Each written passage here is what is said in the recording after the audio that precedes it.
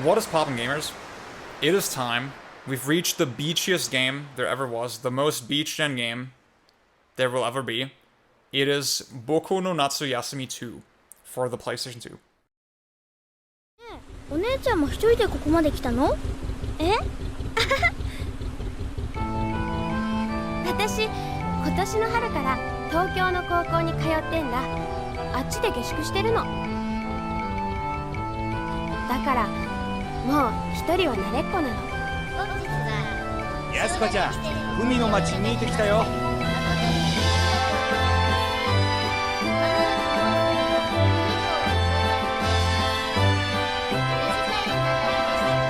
お姉ちゃんね、あの町で生まれ育ったんだ。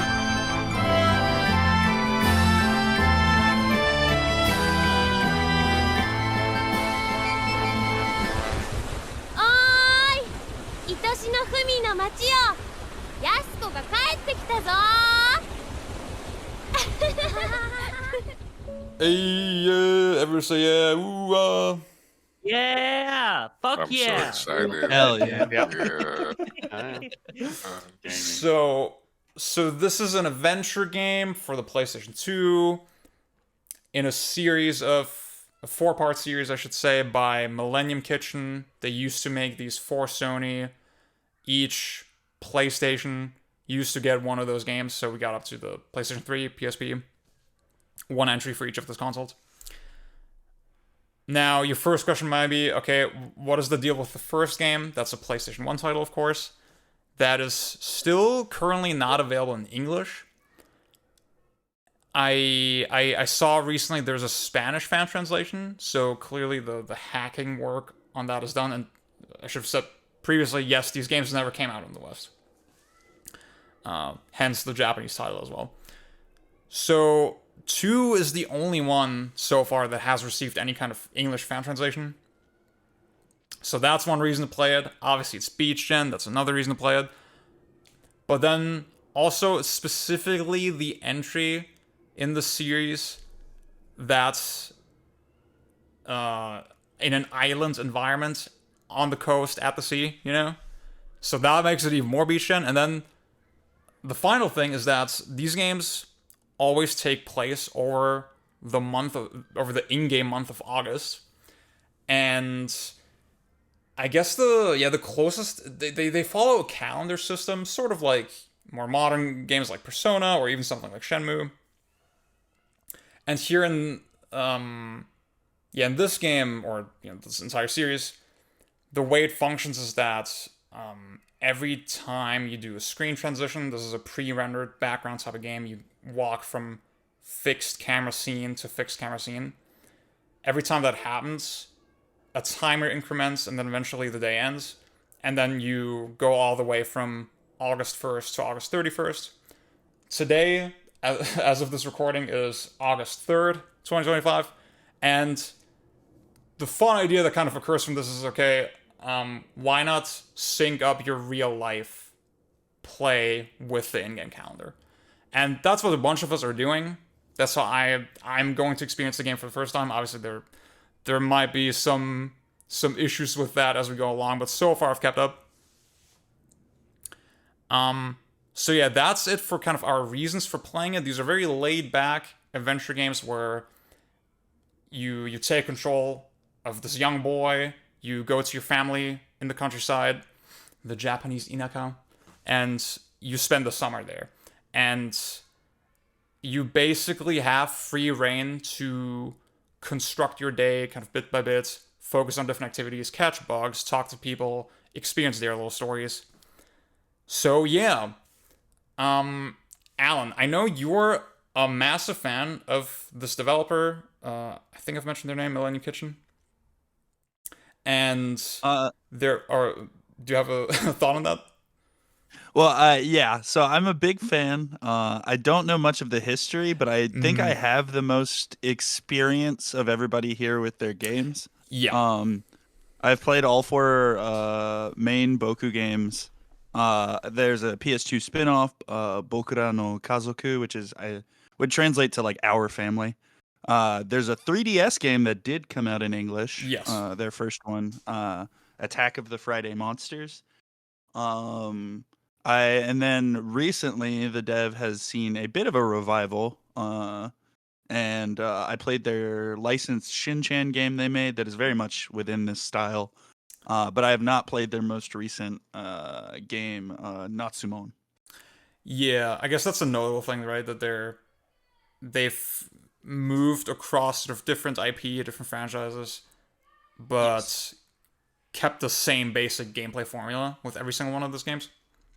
I distinctly remember Attack of the Fighting Monsters. Like, I was a big 3DS head, and when that came out, I had no familiarity with their prior series, but just in terms of that game's vibe and what it's trying to capture, it did really stand out. And again, specifically as like the first game from that developer that actually made it to the West. Yeah. The only one that doesn't play anything like it is the PS2 spinoff. That game's weird. That's a simulation type of game, right? Yeah. Yeah, that one looks really damn interesting.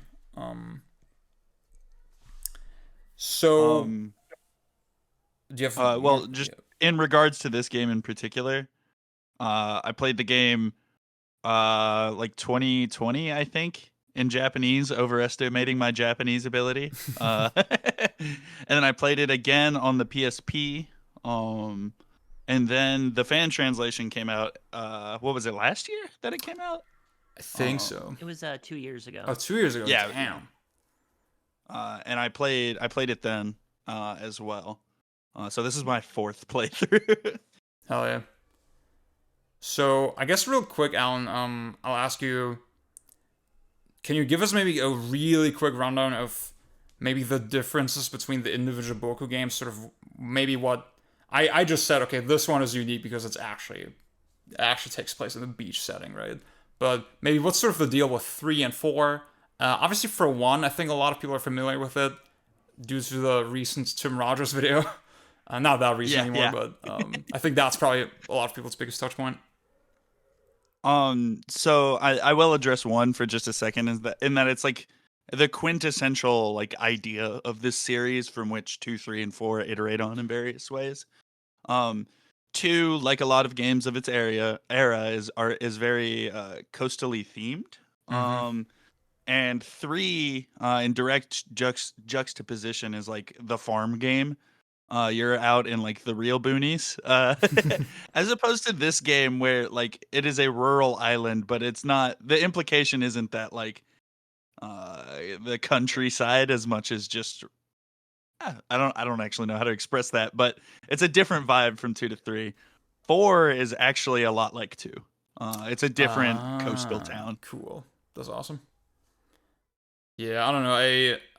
Again, there's a fan translation for the first game in Spanish. I hope that is something we can look at eventually. And then 3 and 4, I don't know, dude. Maybe I'll just have to get back on the Hiragana grind. I will say the first, second, and fourth game are all on PSP, and someone was making progress on the hacking part of the PSP port of the first game, and if that opens up, we could get 2 and 4, from what I understand, in very short order. That'd be awesome. Okay, I'll say about Millennium Kitchen real quick. Pang Sing Shop. The Spanish translation that I just mentioned is for the PSP version. Okay, so the thing with Millennium Kitchen as a developer, they're still around today. I get the sense it's a setup where they sort of give the direction for their games. Again, you have the lead of the studio, Kazu Ayabe.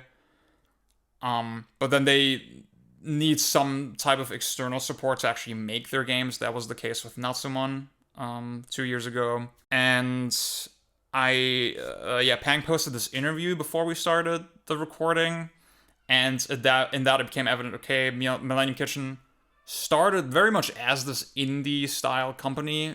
He mentioned that he was inspired sort of by the music industry and that delineation between the indie and the mainstream, and he wasn't even stuck on wanting to make games at that point yet. It kind of just worked out that way when he pitched the idea to Sony, and he was very much inspired by this big swing of games on the PlayStation that bucked a lot of trends, were very creative. Stuff like Parappa the Rapper, Jumping Flash, which I think you can, if you think back to that time, you see, okay, Sony were bringing a very different energy to the industry at that time. Pang, as someone who's read the interview and like read a little bit of it, and I consider you sort of a fan of that PlayStation 1 kind of vibe. Do you have thoughts on that? Yeah, and like from the little bit I've played of this game, I just ran through the first 2 days, like yesterday. Mm-hmm. I think there is definitely an inheritance of like a little bit of the HyperCard style, like multimedia game era, Yeah. right? Um, you can. It's actually I sort of expected everything to be like how to put it, like 3D modeled and then like sort of like pre-rendered the background, but a decent amount it seems like almost like 2D drawn, right? There's like a Mm-hmm. weird mix at points. And it very much reminds, like he mentions I think both these like Osama Sato, who most people know for LSD Dream Emulator and had made more traditional like multimedia games with like Eastern Minds back on DOS. And then he also talks about Kazutoshi Iida or Ieda, I don't know how to pronounce that. But that's the like Art Dink director who I believe did both Aquanauts Holiday and Tale of the Sun. I think it was one of those like very serendipitous things that you're moving the CD.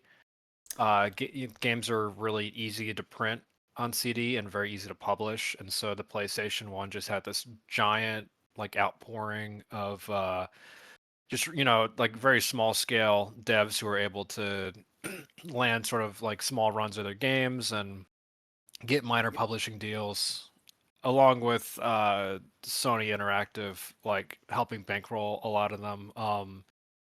They mentioned and he mentioned in an interview Jumping Flash, which like I wouldn't even consider Jumping Flash like that experimental for the console, but like that's another studio that like they were just I believe Exact was the name, and then Sugar and Rockets later on, who also made like there was like a separate studio, and then they sort of merged later on, if I recall.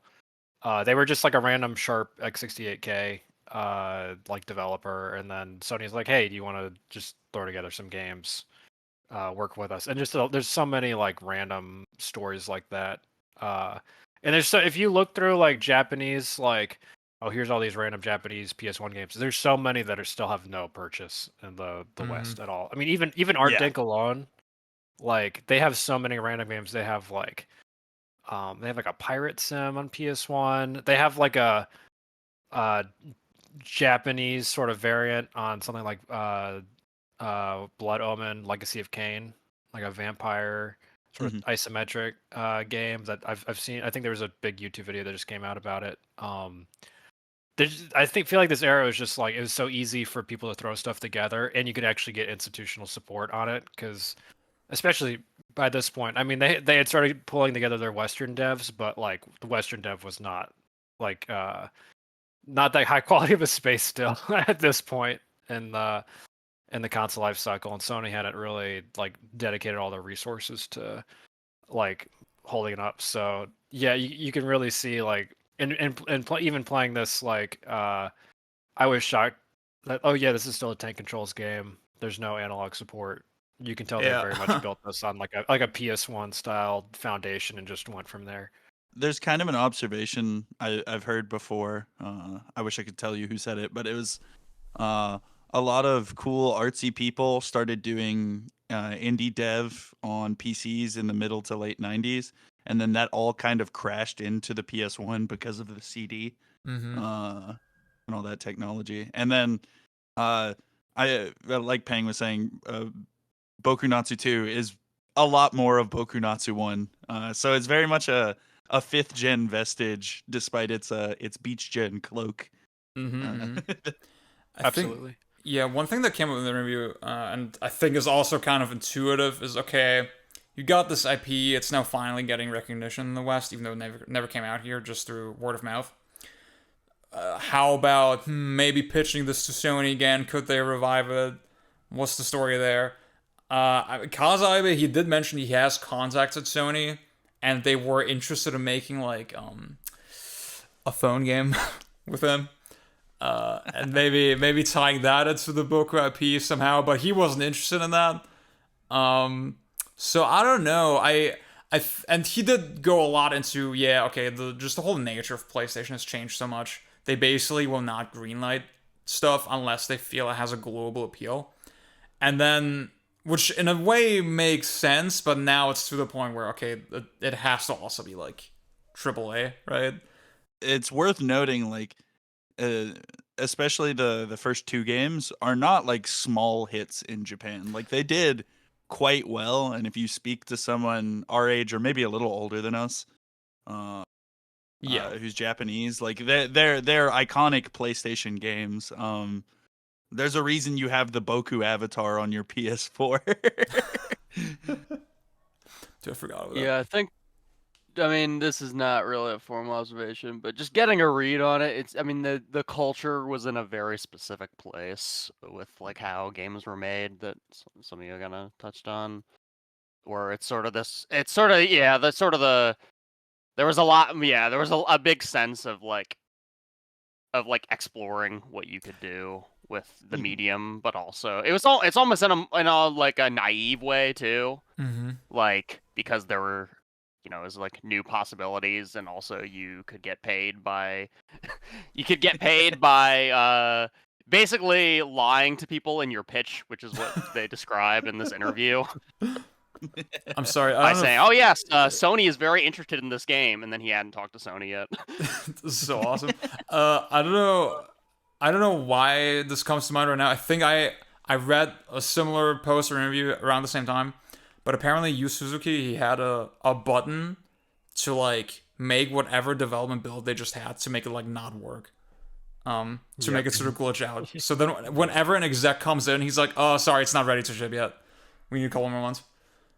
That's so That's awesome. so sick. I think they said that they got there's all the weird like palettes and space error, and so they said he pressed it once and it just came up with one of these like really striking patterns, and he's like, "Oh, we got to put that in the game."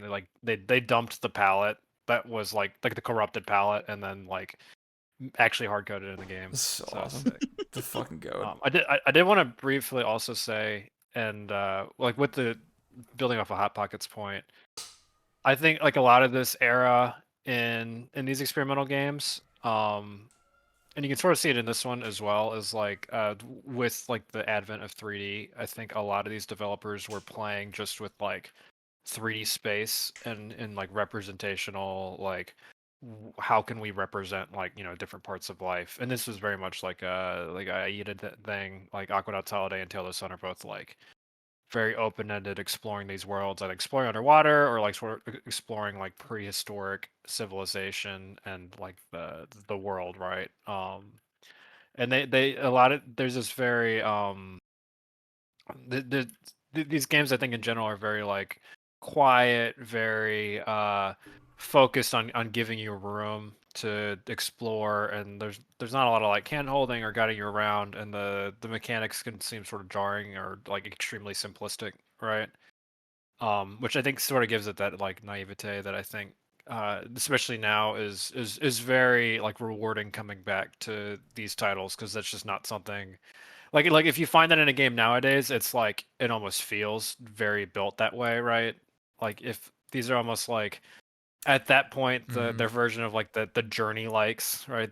And this sort of like people when they think about like, oh, if I were to do a game now, I would do it in this like very particular format. But at the time they were just sort of, we're going to build this space and let you move around in it. And instead of it being something like say Mario 64 where it's like, oh, we built this space and you can move around it and it's very like detailed controls, but then also there's a lot of like very specific level design and stuff. Like these smaller teams just sort of let you loose, and I think for these games in particular, there's also like this is very scenario driven, very event driven, right?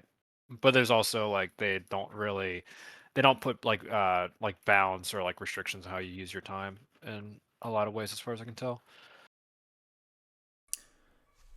So, as far as like our experience with the game so far, Heather, I know you're a big shooter fit, right? I think you played it when the fan translation came out. I did play it.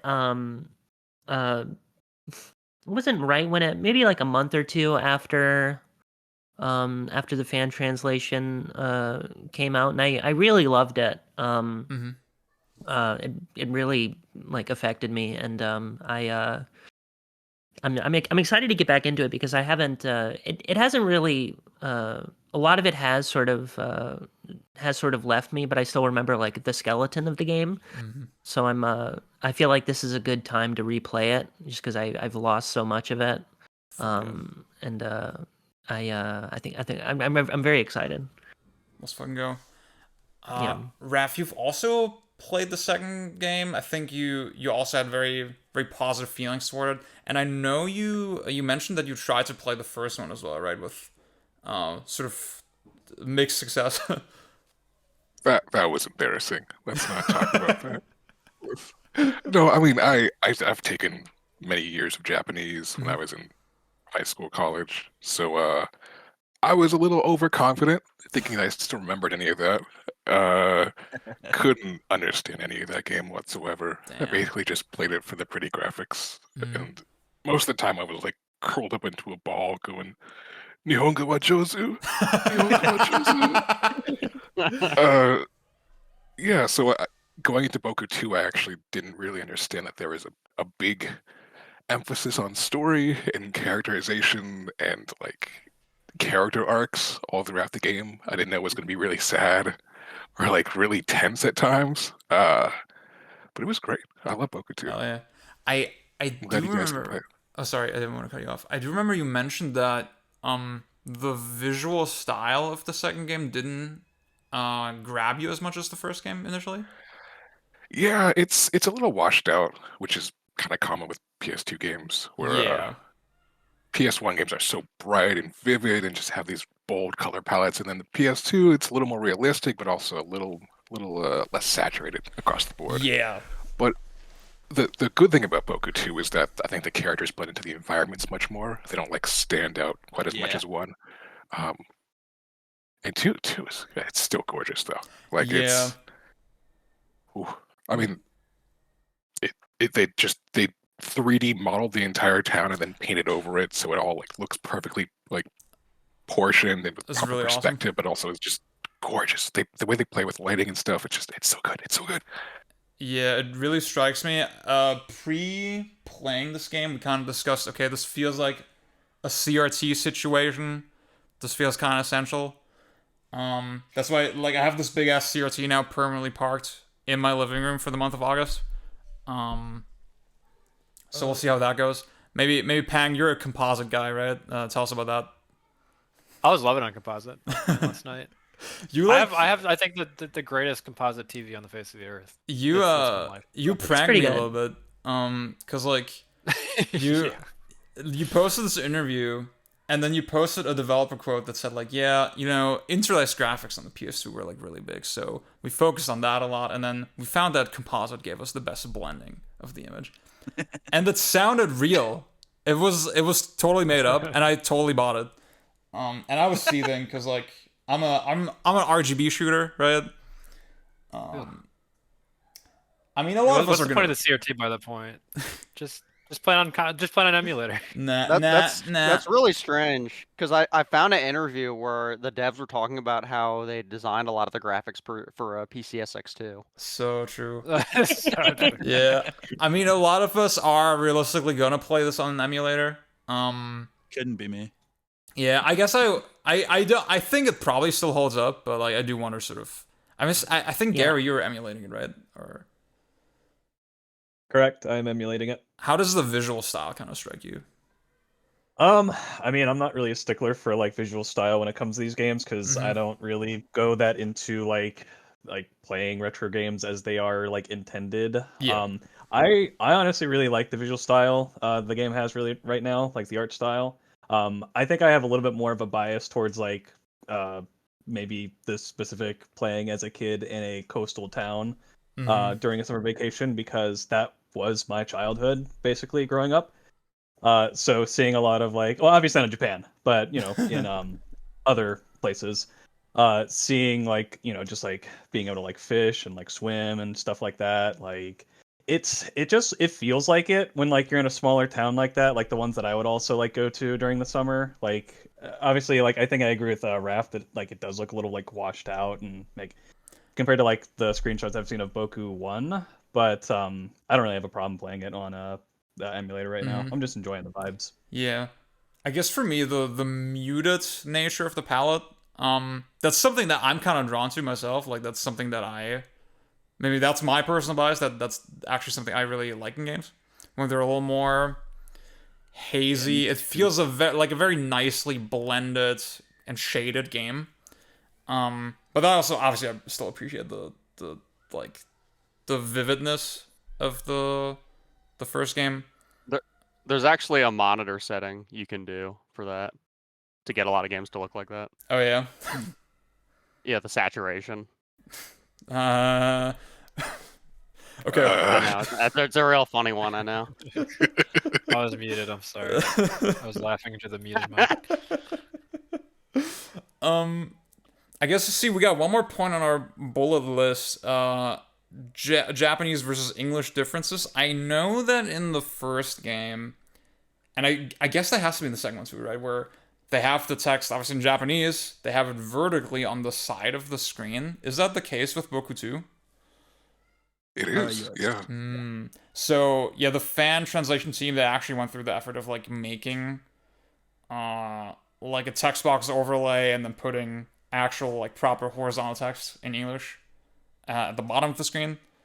So that's cool. I had a question about this. With the photographer guy, whose name I've already forgotten. Yeah, Simon. Is there Simon, my fucking goat. Is there a reason he has a different font? It's because he's the filthy gaijin. Well, he's not Japanese. Yeah. You can hear it in his delivery as well that he like speaks in cursive. It was mostly standing to me because also playing composite and real CRT, there are parts of this game that like the whatever deflicker the PS2 has cannot handle. So it's like... RGB baby. That's it.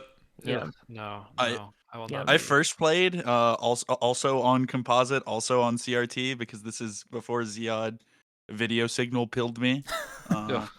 And I didn't get the fishing rod for like a non-insignificant amount of the game because I just didn't parse it as a separate object from the background. Is that why I can't fish? I thought the guy gave it to me. I was trying to fish so hard. It's right beside where your uncle is sitting. Oh, so you have to pick it up. I was like, because I jumped in the water. Well, like I walked up to the side and I jumped. Yeah. You press triangle to fish. Mm-hmm. You press a different button to jump in the water. It's funny because the uncle even has like a voice line where he says like, "Don't press the other button or you'll jump in the water." Yes, it's so funny. Oh my god. He did not say that to me. What the fuck? Because I was very confused, and then the guides I was reading was not helping because one of them said press circle next to the water, and nothing was worse. So I will try again because I have not gotten the fish. The swimming I will say is insane. It is so weird to be like all pre-rendered background and it's very like static. It's like very very static. Like it's not like it's not like say the Resident Evils from around this time where the backgrounds are very dynamic, right? Even like the little animations are like have that hypercard kind of style where it's like 5 frames a second. Exactly. Yeah. And then he does this little jump in the water. I'm like, oh, that's cute. There's gonna be a little cutscene. Boom, 3D reef surfing. I was like, oh my god.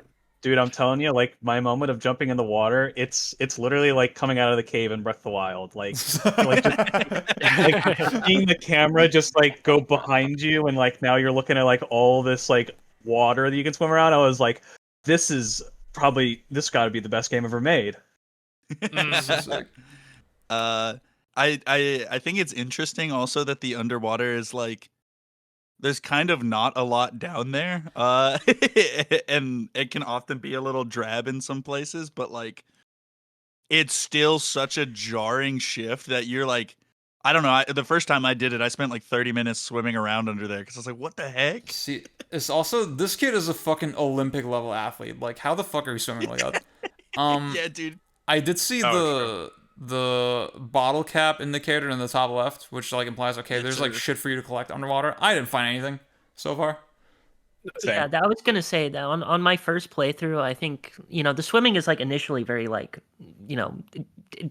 the swimming is initially very fucking cool, and there is some secrets and like if I remember right, there is like plot important stuff that happens down there. But it is very barren, and I collected every bottle cap on my first playthrough, and it was a fucking nightmare. Like the it's The way they sparkle. the way they sparkle is it's so small, and especially, I mean, I guess it varies depending on how you're playing the game, but like even on like I'm playing on a PVM right now. I got fucking crisp ass fucking RGB.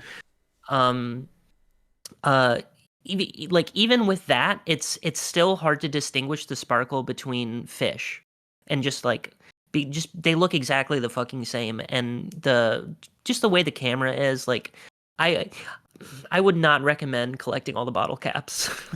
This all sounds very realistic, to be honest. Yeah. So It's funny. like if you just go swimming, it's like, man, can I find some trash down here?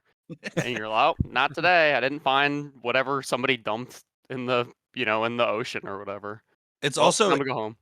atypically for the game, very gamey. Like you collect the bottle cap and you can breathe more. It's interesting. But yes, I'm a swim maxer, so y'all got to keep up with me this month. Yeah. Did we mention this part in this interview where he talks about the inspiration for the first game about him going to these raves? I remember reading that. Yeah. That's why the simulation game has like a techno soundtrack in it and stuff. That's so awesome. I should post the trailer because it's so real. Yeah, it is funny like how normal of a guy he is. Like I was like he's just like in a hoodie, just talking. Like I think the first thing to talk about in that interview is it's like not even like, oh, are you in like the old techno? They're talking about like rhythm, like new EDM shit. I was like that actually. I think I had been like ironically making jokes about I think Japan blah blah blah blah with this game. Now I wasn't like averse to playing it or anything, but that actually made me warm up to him. I was like, oh, okay, I think I actually want to play something from this artist. Like, he's not gonna be annoying about the game he made. It's very like sincere and normal and genuine. I will say a thing I quite like about this game in that vein is like it is like a nostalgic game, but like by its very nature and in its inception and stuff. But it's not like self-obsessed with portraying like this very perfect idea of childhood. Like I mean that is like a huge part of it, but like there are characters who are normal people in the game. And there's elements of childhood expressed that I'm like excited for y'all to see, because I feel like the series gets kind of one-noted because a lot of people played it or didn't play it and watched a Tim Rogers video, and like a good video and everything, but the immediate appeal is so obvious that like people don't go further with it. So I'm hopeful we can do that over the course of this month. I'll say I tried to play this 2 years ago when the fan translation came out. I say tried because I just kind of fell off for no particular reason. And I was overwhelmed with how like gentle and warm the game is in its dialogue and its writing. You arrive at this town. The premise is that your mom has a baby due, and they can't spend the vacation with you, so they're sending you off to your extended family on your own. And for the first 2 days that I've played, you're almost exclusively interacting with other adults, and they just have so much time and so much patience for you.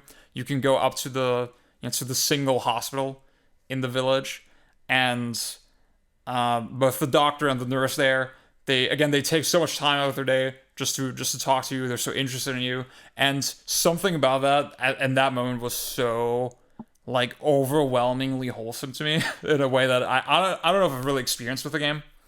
I think, Raph, you mentioned that the theming and the writing gets like very pointed, very strong later. How do you feel about that? I mean, it was very surprising to me. I wasn't expecting the game to be like that at all, but it's a happy, very cozy, very affectionate game at its core, but it's also it's a game that explores some uncomfortable truths about living in the countryside and just some very uncomfortable dynamics within child-parent relationships that I thought was very poignant and also very consistent across the cast. Like I think the more you play, the more you realize that like everyone has their traumas and their issues and their grief they're going through. And I think the way it's portrayed is very grounded and realistic and just effective. And it's very strange how like a lot of it's also, since the game is non-linear and you can like miss story events, you can kind of just like play the game without realizing what some characters are going through if you really want to. Um, but I think it's worth it. I think it's actually worth trying to talk to as many characters as you can and like trying to unravel their personal arcs because yeah, they're very well written. They're very like keenly observed. They're very just people, you know. I had to deafen for a second, so I might have missed it. But I think it's good that the game flags it up very early with I forget her name, but the girl you come in on the boat with. Yes, Yasuko. yeah. Her I was stuff just is about to cool. mention her. Yeah. Yeah, she like immediately is like, "Hey, there are things going on." That gave me like I was really glad when I went to, well, for one, because I bummed around and did some stuff. I think it was maybe like noon or 1 when I finally met up with her, and there was actual like dialogue around like, "Hey, why'd you take so long?" You know, blah blah blah. Yeah, And like multiple people like mentioned it wasn't like oh, there's a flag, and if flag, run this one line of dialogue and then move on. Like it was definitely like it sort of permeated like that conversation, and then when I talked to her little sister. Yeah, same thing happened Right. to me. But like having that up front, because I was sort of worried some of these like games, and I think this is especially like a problem with games just because they're so long, right? When you hear people talk about some of these like narrative experiences, like after they've played it, and then you play it, it's like, oh, this is something that happens in like the final quarter of the game, and then the rest is like drivel, right? So getting her up front, actually like being very honest, and then also making it very clear that like part of the reason why all these people have so much time for you, and why she in particular has time for you, is because she's bored out of her skull. There's like no one on the island, and that's why she's like willing to just like talk to this, basically like ramble at this like this child who like doesn't Yeah. really grasp what's going on, right? Exactly. And then just like let him crawl around her room, right? Uh, and having that and the whole like sort of like the door imagery that they make very explicit. It's not like not subtle, but they also don't like harp on it, right? I think having that all very quickly, and then making it like also clear that Boku like doesn't really like almost doesn't even like process, like he acknowledges and then just sort of moves on. I was like, okay, this is actually going to be woven through the game in a meaningful way, and it's not just like, okay, I'm gonna bumble for 3 weeks, and then final week there's gonna be some crazy shit, and then I'm like, damn, the themes were crazy in that last portion. It's gonna actually be like throughout, like sort of like tempered and evolve and like give you a further insight into these characters, which I'm excited for. Please include the image Ryan posted in the video. Bad. I'll also do the one that's like when you spend 80 hours with the most dogshit media experience of all time, and then it ends by saying life is worth living. Yes. I didn't want to say it, but that was like, I was trying to say that in a way that wasn't just saying that meme 5 times in a row. Because that's what I wanted to say. I think people, it's easy to miss, especially for people who engaged with these games before they were translated, that Boku is like a character. Yeah. I mean, obviously, he is also a player avatar. That's why they call him Boku. It's a first person pronoun. But the way he responds to situations is not very player directed. It's just kind of like you said, Yasuko kind of implies trauma at him, and then he's like, "All right, cool." Yeah. He's very much like a third grader about it. Yeah, there's this one moment where I was talking to the doctor, and at the start of the game you can type in any name that you want. I typed in my name because I'm like that, and everybody still refers to you as Boku. And then he actually mentions that, yeah, adults just call me Boku, you know, because like I don't know, and I guess like what I'm getting from that is this idea that adults will sort of ramble at him and like take him as the symbol of like innocence and this like just kind of ditzy child who doesn't know what's going on.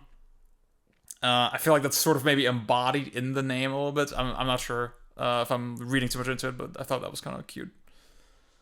My interpretation has been that like people in these small towns are so bored out of their mind that the moment someone new is there, they're just like, finally someone knew that I can trauma dump everything onto. Mm. And that's what they are doing. The exception to this being the other kids, because they're kids too, and they can see the appeal of the place. You like I don't know if any of you guys have gone up to meet with your cousins where they bug wrestle. I have. But you go there, and at first they're immediately like, "Get out! What the heck? Yeah, This is our spot." Yeah, Shigeru is like, yo, why are you here? Like, get out here. Yeah, I'm pretty sure also is the younger one, like he's voiced by Pikachu, right? Like same voice actress. Oh, that's funny. Okay. Oh, that's And That's also all I could hear. Konohamaru from Naruto. Yeah, and Chopper from One Piece. I did think it was interesting that the younger brother Shigeru is like very, very antagonistic toward you in most interactions, and then Takashi, the older one, is like pretty gentle, and he seems like he's like trying to be like the adult, you know? He's cool. Yeah. They do a really good job up front with like Shigeru's like inferiority complex. Yeah. Right. Like literally the second thing he says like, oh, I'm the youngest one, and then he like he then he tries acts to like sort of he both acts like it, and sometimes he's like sort of like genial to you, like he's not a dick, and then sometimes he sort of like he has that urge to like lord over you, but he's like, oh well, I know this place and you don't, so you're sort of still inferior to me, like in this funny way.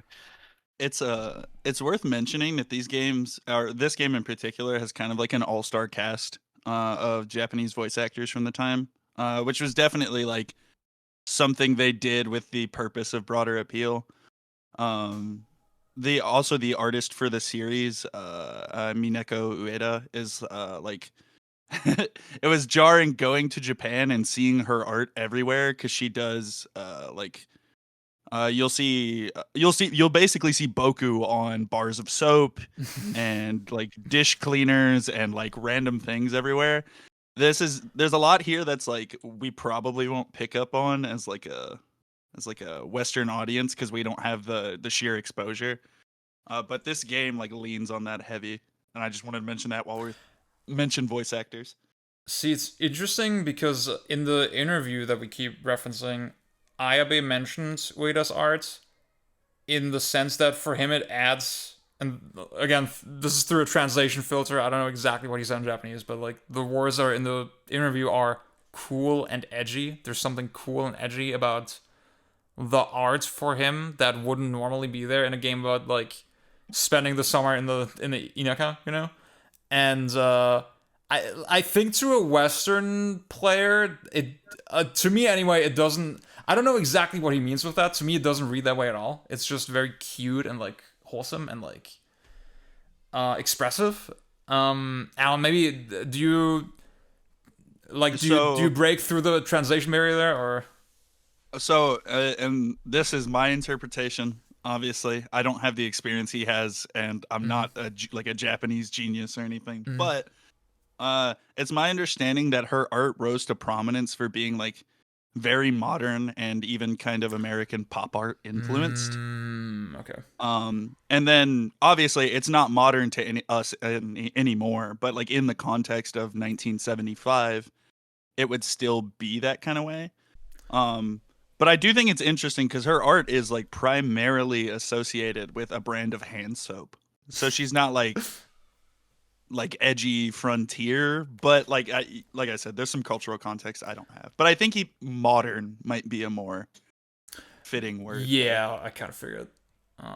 She's in her 70s now as well. I mean, that was an interview as well, right? Like it would be cool if maybe we get one more game related thing, or maybe like something that's not advertising from her. I'm not sure how active she is these days, but I do consider her art like a really essential part of the experience. Absolutely. Like can't remember who earlier mentioned Natsumon, and they thought it was like inspired by Boku game. They didn't realize it was directly connected, and I think her art not being there is kind of part of that. Was anyone else like really like? Was it jarring for them when they saw the characters talk? I just assumed the characters. I thought figured it was all text crawl. See, that's funny because I knew that they talk, but I kind of get what you mean. Like, I could just as well see this game being silent. Like, I don't know what like compelled me to like think that, but I figured that these because they're just such like they're so Avatar-esque, Yeah. right? In terms of like being like I there's a weird feeling I got when I saw him talking and then like realized that, oh, like Boku also talks all the time, which I think is probably like essential to the experience that they're going for in terms of like the narrative aspects, which I'm glad they did it, but it took me like a couple cutscenes before I was in the zone for it. I just thought that was funny for me personally. I'll say real quick about as far as our first time experience goes. Before the show, we just randomly started talking about our experience with the game so far, and a common thread seemed to be that a lot of us were kind of surprised at the amount of things that you could interact with in the game, at the amounts of like little, maybe not secrets or Easter eggs, but just surprising little things in the environment. Maybe John, do you have you started playing the game yet, or? I have. I did the classic Beach Gen thing where I played just before the call. So I saw like the really dusty save file where I'd also played a day like a year and a half ago. So there was the one from May 2024 or something. I think what surprised me was I kind of the relative lack of both like once you're actually in the little town, the kind of lack of it's both spoken dialogue but also the lack of text. You're just sort of like walking around, and it's very like it really like lets the environment speak for itself. It's like sounds kind of asinine to say, but especially for a game that's using like those pre-rendered RE style like fixed cameras, where people would go, it's like the perfect horror game angle, and it's like okay, it's actually used to really good effect here. Because I guess I was kind of expecting that it would do the thing where you would go and every prop you could interact with would come with some little comment, but it's surprisingly sparse, in a nice way. So I'm sort of looking forward, and I guess it's given me more confidence in like what the ambitions of this game are going to be. Hell yeah. I think a bunch of us found the bike that you can ride. When I found I could barely see shit because like it was too bright outside and the light was like obscuring like the darkness on my CRT. Kaim, do you? I think you also found the bike, right? Yeah, I found the bike. Yeah, I took it up to the. I was trying to figure out the controls because I was like, one time I hit a wall and I was like, how do I turn? It's just you just press down on the D-pad. You like do the 180 quick turn thing. So awesome. But yeah, that's I used that to go up to the mountains, and that was pretty cool. It's pretty fast. I'm a little overwhelmed by the scope. I'm not gonna lie. I'm still getting lost a little bit, and that sounds crazy because the game's probably not that big, right? But it's surprisingly intricate in how different paths intersect, intertwine. The camera angles around the house are such a like. Yeah. I've beaten this game before, and I still I'm like, where am I in this insane building? Yeah, and the house has like 8 different exits as well, and like little shortcuts, and like one-way shortcuts as well. Where you go down the slide, and then you can't go back up again. I played the first day a little bit ago, and I basically just wandered around the house for like 15 minutes until the aunt's like, "Oh yeah, you gotta go to bed." I was literally looking for my room for the whole time. Yeah, those camera angles make it feel like a maze. And if you actually go to bed, I think it's like by 11. On the next day, you'll do like a morning radio exercise with the family. Otherwise, you're too tired to do it, and you just wake up at the normal time. It's funny also. She warns you about it, and then I like didn't heed it, and then I didn't realize I'd missed it until I was like, "What's in my inventory?" And I realized there's like an attendance sheet for the calisthenics. Yeah. I wanted to mention, like the other day I was trying to play this on emulator, and she's like, "Oh yeah, don't don't miss the calisthenics. And I remember the first time I played it, I didn't do the calisthenics a single fucking time because I had no idea how to go to bed early. Like you'd think, and like in any other game, you'd walk up to your bed, you'd press the fucking confirm button or whatever, and you would just go to bed. But you have to like go to your desk and then turn the lamp off, which I didn't even assume you could interact with. And so I think that's the only way you can go to bed early and do the calisthenics. Actually, so if you just talk to your journal and then draw your picture for the end of the day, that also ends the day. Okay. Yeah, that's I how didn't know that. But it's like, it is like It's for a game. funny. I think is like very intuitive, and it's like controls and visuals. There are some situations where it's not the most intuitive. Like the camera angles in the house are fucking ridiculous. And that one specific menu is like slightly unintuitive, but the rest of the game is just so fucking polished. So this is a bit of a cultural thing actually. The journal Boku is doing is for school at the end of summer break, and it's like a very normal you do this over summer thing. So like you not ending the day by doing that is like a classic trope, I guess you could say. But it completely does not translate here at all. To what Hot Pocket mentioned earlier, there's a setting, like that's something I was concerned about, right? That I would run out of time. There's a setting in the options that basically lets you change the number of screen, or basically how fast the day advances based on the screen transitions. So there's a normal setting, and the faster setting means there's fewer screen transitions possible before the day ends, and the slow setting is the opposite. And I thought, since I'm playing it day by day, and I don't want to get into that kind of situation, I'm playing on slow. But there seems to be pros and cons for each approach. Maybe second playthrough will play on fast.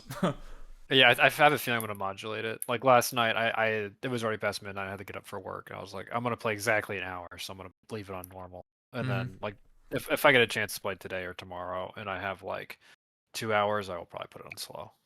Because I'd rather just experience more of the game instead of like sort of, I think there's something to be said about like, not even the time management, but like almost like the acceptance of missing aspects.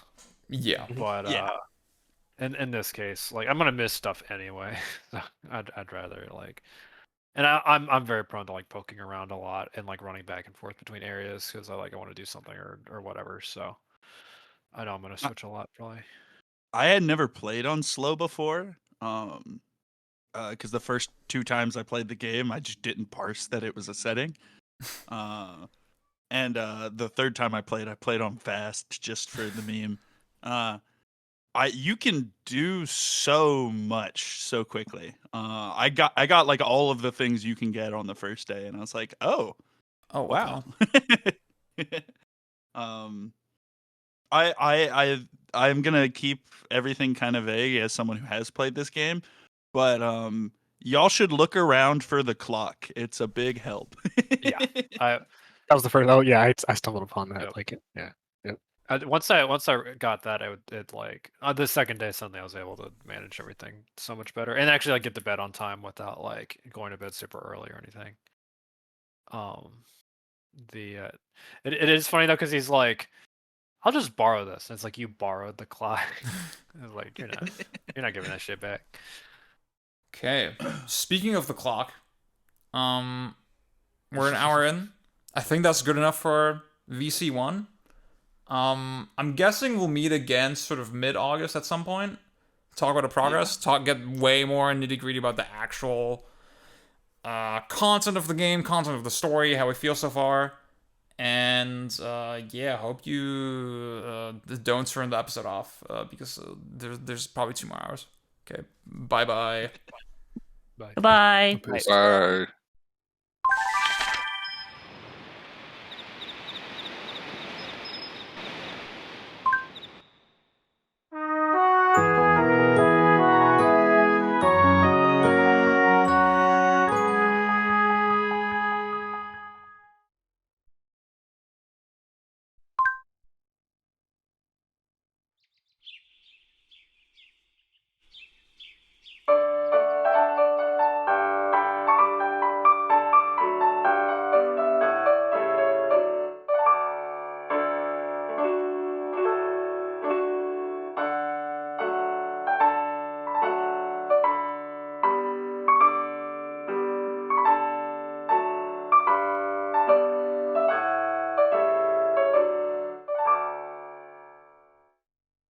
It is August 15th, both in real life as well as my Boku no Natsuyasumi 2 playthrough. I am sync.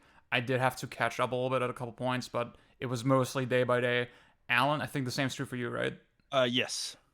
And Pang, I think you're still on the 14th currently. You still haven't played today? I mean, if you think about it, like what I should do is I should start it now and then like do like 6 screens and then leave it running until evening and then do another 6 screens and then like actually keep pace because y'all are sort of actually cheating if you think about it. You're jumping ahead. Well, you should do 1 screen transition for every 5 minutes of the podcast. Yeah, I'm gonna run over my TV. Is like, wait, let me just like run back and forth between these 2 screens every 10 minutes.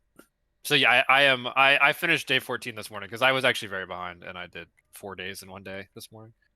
Heather, I think you had a little trouble keeping pace. I was told you did like 9 days in a row. You just binged it back to back one day. No, I binged 15 days in a row. Oh my fucking beast. Yeah, so I had when we did the first session, I had only played the first day, and then I procrastinated on my video game homework, like usual. And then right now I'm across the country in Minneapolis, so I'm away from my TV and my PS2. So I like right before I packed for my trip, I was just like I'm just gonna do the whole fucking thing. So I did I did all the way up from day 1 to the end of day 15 in one sitting.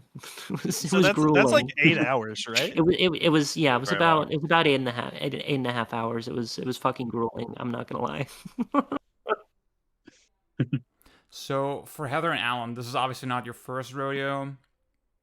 How do y'all feel between binging versus day by day? Does binging enhance the experience? No.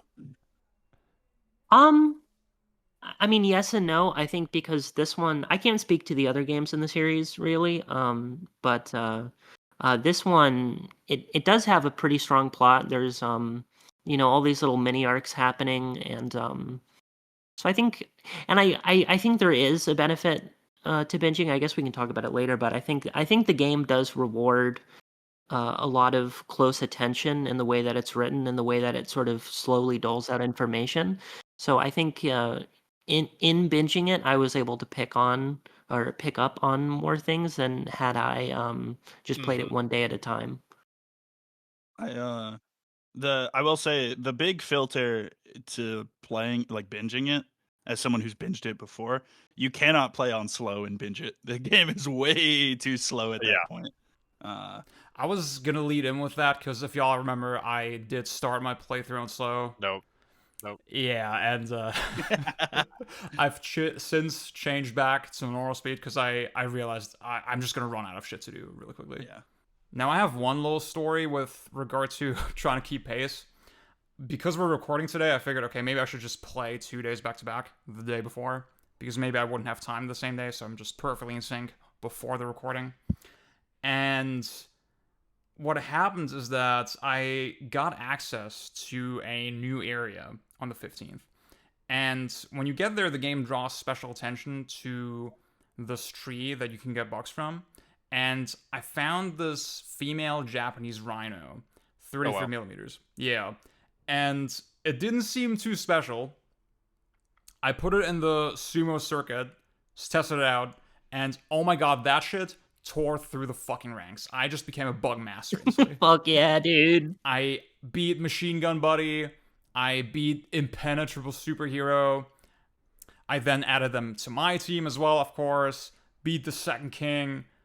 Absolute insane style. It was crazy. I could not believe my eyes.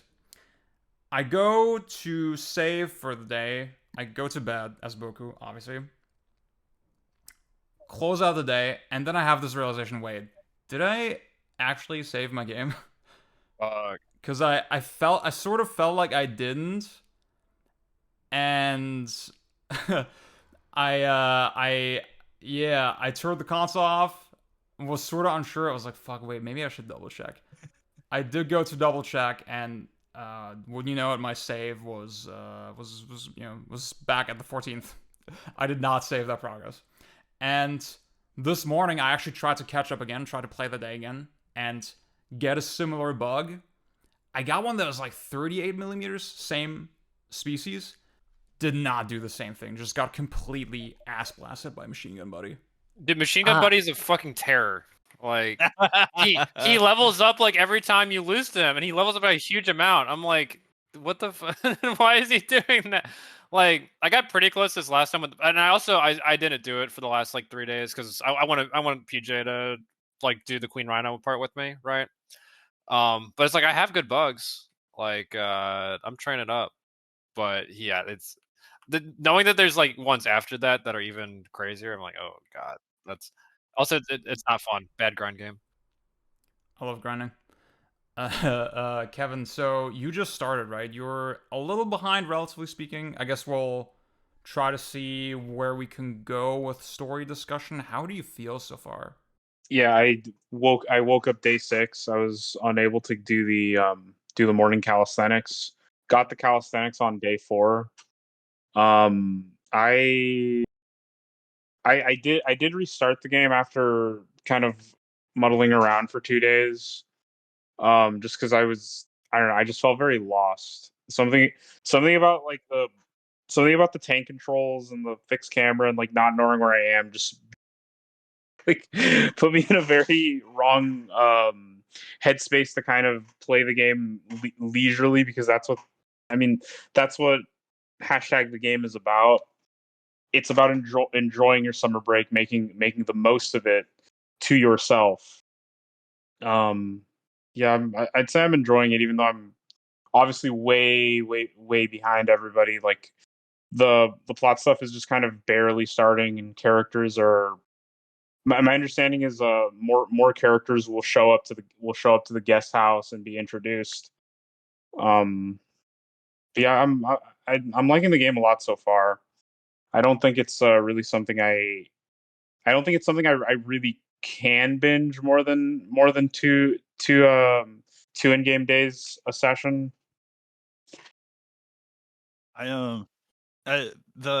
With regards to like the different game speeds, I think during the middle of the game it's not the worst to play slow, but especially at the beginning, it's very easy to feel like you are doing nothing, and at the end you are also doing nothing because you've seen everything if you play slow. I think there's like this weird imbalance I'd noticed more on this playthrough, where like all the stuff at the very start of the game that's like actually interesting, like what's going on with Simon and stuff like that, is like the cutoff windows are pretty small to catch those events, which I hadn't noticed before. Like stuff with the doctor early on, stuff with Simon, like I said, is all very like easy to miss. And so those first few days, I feel like could kind of put people off the game, especially if they're playing on slow. Yeah, I was gonna suggest maybe playing the first couple days on slow just to get your bearings, and then switching back to normal. Maybe that would work for Kevin.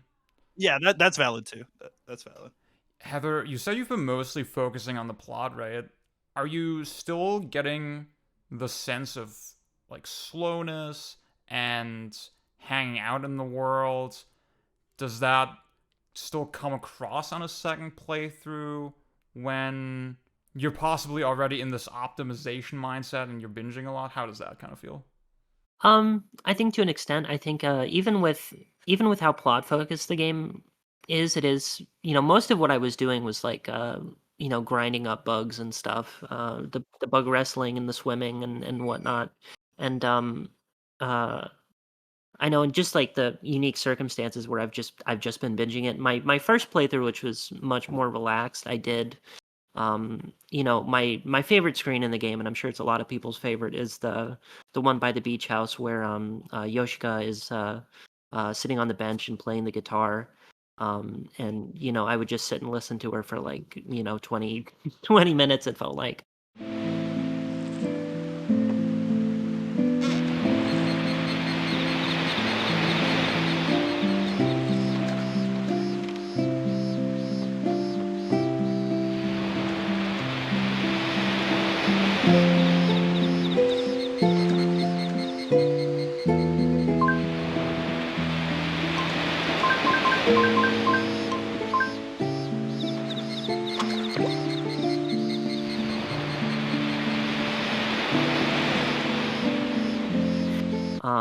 and that hasn't been I haven't been doing that as much this time, but I have I have like encountered there's a few interactions that I'm pretty sure I missed on my first playthrough. A lot with the doctor. You know, I got some of his dialogue events, but eventually you meet like the sick girl. You can meet her, and you can have like multiple interactions with the sick girl, and those are like very easy to miss windows. It's like she only appears like in the evening at the clinic and like very specific nights. So on my first playthrough I just like completely missed her. And paying more attention to the doctor's arc this time has been really interesting. I don't know if we want to get into like if we want to talk about the plot stuff just yet, but I definitely want to talk about that later. That's been my favorite okay. arc so far. Okay, we'll But talk yeah, about it later, I guess. that's very like spoiler heavy territory. Yeah, obviously we're not all on the same page as far as progress goes. Some stuff is kind of dynamic, or the order is dynamic, or some stuff is straight up missable, right? Well, I was gonna say there is a lot of stuff to miss. I know there are like the nurse she has a lot of missable dialogue. I know there's one day where she just like randomly shows up for dinner, and I remember on my first playthrough being like, who the fuck even is this? Because I never interacted with that character, and trying to pay more attention and picking up on some of the relationships, and like with her and like the guy who does who drives the boat guy. Like every time you hear his boat coming, you'll try to run over there to talk to him, and then your uncle will just grab you for dinner, and it's like it's so difficult to talk to the boat guy. But I did get some of his dialogue this time, and it was interesting. There's interesting little interactions. There's like a point on the hill.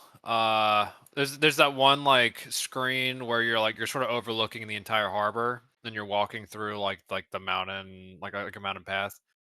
I was shocked that if the boat guy is there, you can see his little 3D model down on the like from all the because I was like, it's really cool.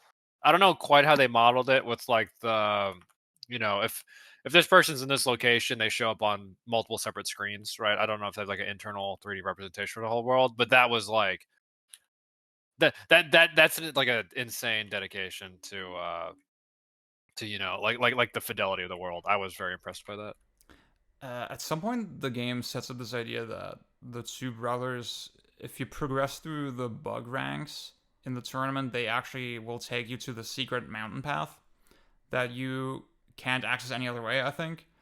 And that gives you this explicit, hard deadline. Okay, I need to get through this tournament before the game is over, before the 31st.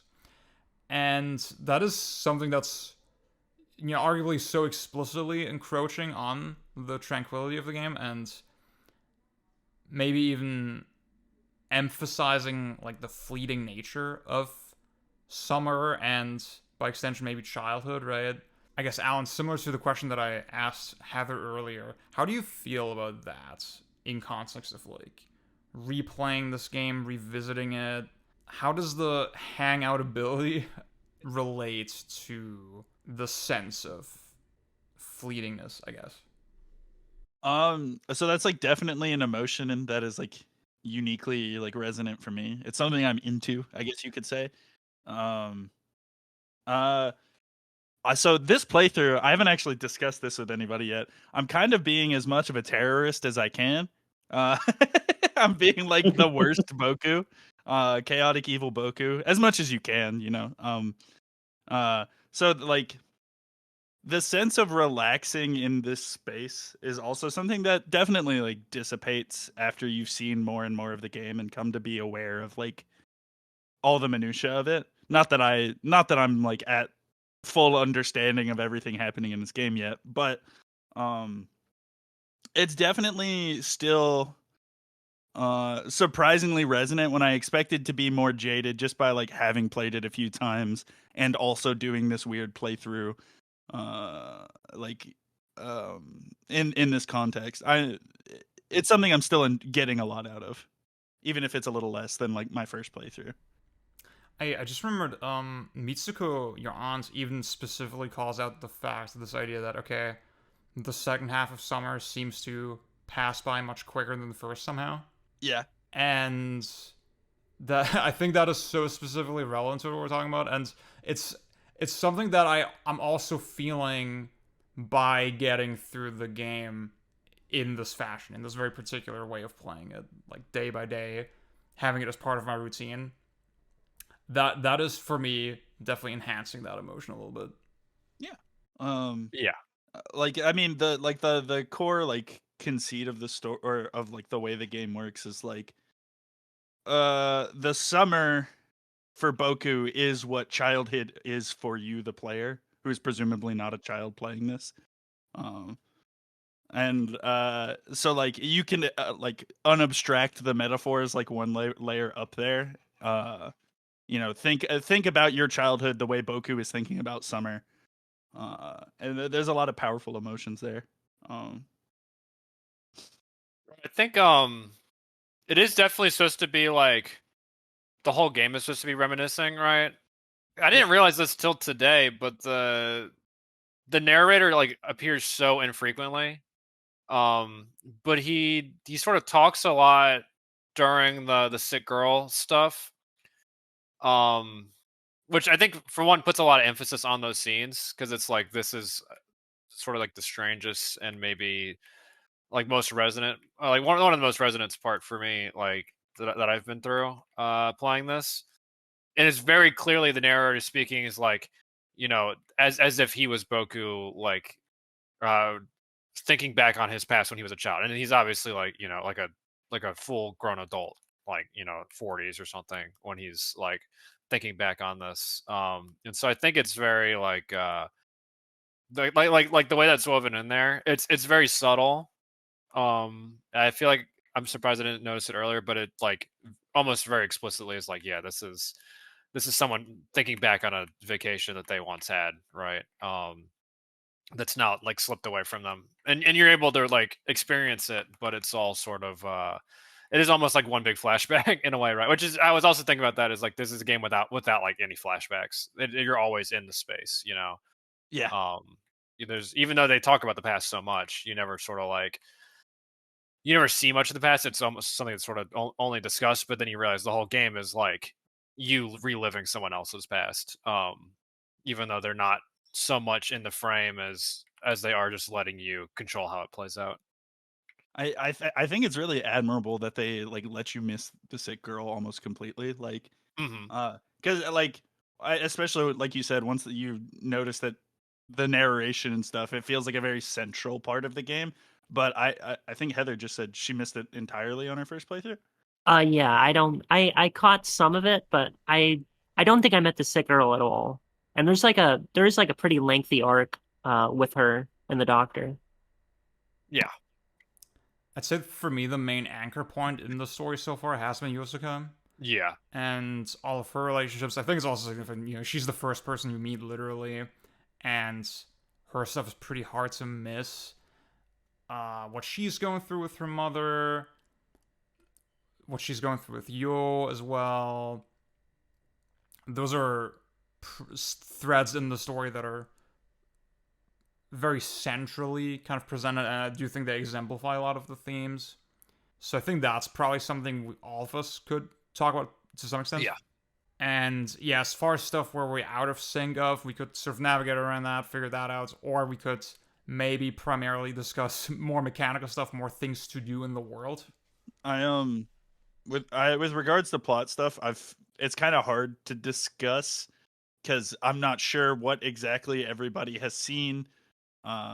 And I'm also like combining memories of 3 different playthroughs here. So I would be more inclined to mechanics discuss, as this group is often inclined.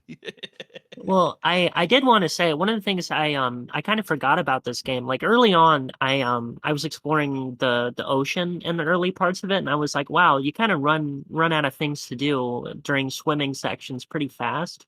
Yep. And I had kind of forgot that there's that whole the lake area that opens up. And I think just the way the game is paced and structured um, is is like really solid. And in how doing a lot of the um, all the different objectives, like the beetle wrestling and the swimming and all that. These are like all the mechanical stuff is like pretty intertwined with the plot, and the plot itself is obviously very loose. It's just like a loose series of conversations that you just like structure into a plot in your own head. There's not the narrative isn't really that like focused or anything, and I yeah, I don't know. It feels hard to talk about because it's a game with a lot of stuff, and it's um uh, so much of it is like out of order or on your own. So much of it is missable. It's hard to know where to start. Mm-hmm. I guess if we do want to stick to mechanical stuff, the central most gamey thing in the game, in this video game, is arguably the bug wrestling. It's come up a couple times. The sumo tournament. Alan, are you a bug sumo expert? Are you a bug master? Are you a sumo master? What's the deal? What's the story here? No. Although, funnily, so that first playthrough I did, the one where I was like bumbling around in Japanese, is like the most I ever focused on it, which is kind of the opposite of what you'd expect. I actually wanted to bring up: have any of y'all ever like done bug wrestling stuff or any sort of bug things in real life as a kid? Does catching lizards count? That's like adjacent enough. Well, so what I was gonna say is like I don't think it's very common in the U.S. as a whole. It's very common in especially southern Japan. It's kind of a thing in the southeast United States. Yeah. Because I have memories of doing this, but anytime I bring this up to someone else, they're like, "What the fuck are you talking about?" Yeah, I know Gary. He's not here today, but he mentions this game reminds him a lot of his childhood, and he's from Florida, so yeah, that does make sense. Well, because I was gonna say, because my family's also from Tallahassee, right? Oh yeah. So now it's like going down there and hanging out with those. I'd actually go stay with my uncle and aunt down there. And those guys, they actually, now that I think about it, had a very Boku-esque life. Like Hell yeah. not like the not like the main family in this one, but the Sazaru family. Very very sad. But they had two cousins around my age. Now I also spent a lot of time with them playing video games because like we all just play video games. But we it we wasn't go outside. it wasn't 1975. Yeah, exactly. Though I do like with the other thing that this made me think of, which I think is very connected to this game, is there's off the coast of the Chesapeake Bay, there's a island called Tangier. It's actually like a lot like it's not like mountainous like this one is, right? But it is basically like a small tourist village, right? And it's very like flat. Everyone drives on golf carts around there. It's very small, and they it's very easy to get around and such. And yeah, I remember we stayed at a bed and breakfast when I was a kid down there, and so you're just it's a lot like this, like you're interacting sort of like almost like your family for a couple days with the people that are down there.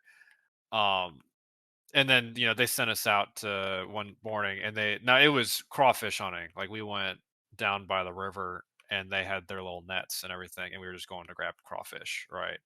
Hell yeah.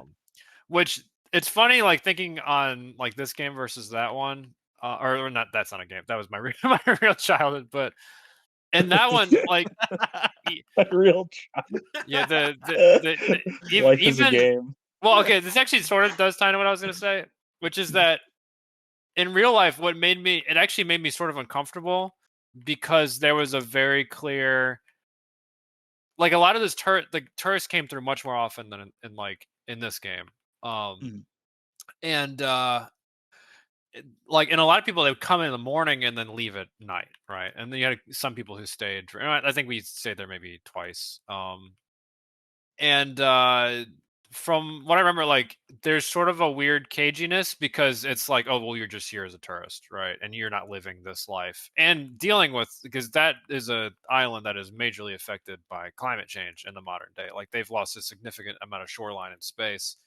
Like in Virginia, that's one of the big things they hold up is like, hey, this is proof that the sea levels are rising. Like this whole like island town is going to get pushed out, right? So when I went out with the kids doing catching crawfish, there was a weird sort of like outsider thing. It was like, you're not from around here. You're getting sent out here as a tourist activity, and it felt a little weird, right? Yeah, yeah. Which they don't really touch in this game. I think because there's also like I haven't seen like actually yeah, like you're sort of the kid that comes, right? And you're also family, so it's a little different. It's like when I was in Tallahassee with my cousins going hunting or whatever. But like the little stuff they do mention about sort of the tourist stuff is less like they I think enjoy having the visitors, and it's mostly like the financials of having like you're there's a part of where your dad, or not your dad, your uncle is like he'll be sitting or standing out around back like right near the secret hideout, and he'll be like man, I wish I had a way to get more tourists. Do you know a way, Boku? And at one point, Boku's like, do you think they're scared of your face? And like, he gets really dark and it's like, do you want me to hit you? Or like something. Yeah, I was playing that bit with Yulia and we were both really startled by it, especially that the little pause that he does before he says that. They don't make them like the 70s anymore. Literally. I wasn't sure how to really interpret that in the moment, if I was taking it too seriously, but the fact it resonated with you all the same way, then yeah. There's sort of that undercurrent because the what is the it's the woman who plays guitar who is sort of there alone and hangs out with Simon a decent amount. Yeah. There's a conversation you can have with her that I forget exactly what Boku says that makes her mad. But she actually raises her fist at him, and Boku like starts shaking his head and is like, oh, that's not like one of those weird like it's sort of maybe played for laughs like a little bit, but then it also is like, oh yeah, that's sort of like this weird artifact of growing up in that era, right? I was about to say, I think it's such a specific like there's a lot of moments in this game that are a little like slightly off like that. As someone who grew up in the 2000s, that I've got to imagine it's like such a like I imagine he's probably calling on a specific memory when he makes that moment. You know. More on the bug thing.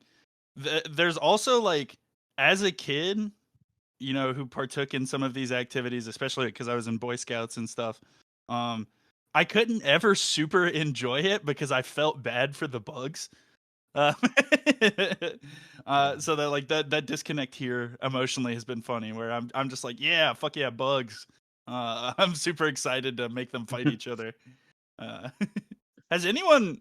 Okay, who here has grinded the bugs?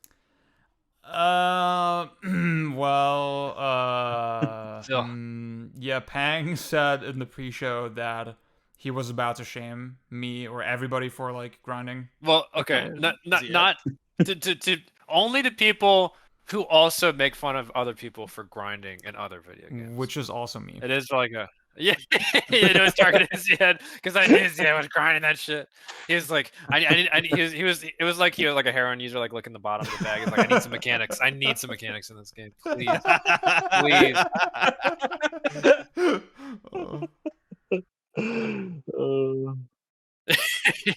I was waiting.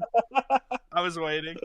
See, y'all don't understand. This is actually sort of like a Nuzlocke, right? Where you have a very limited opportunity to grind, and you really got to take advantage of it, Oh my god.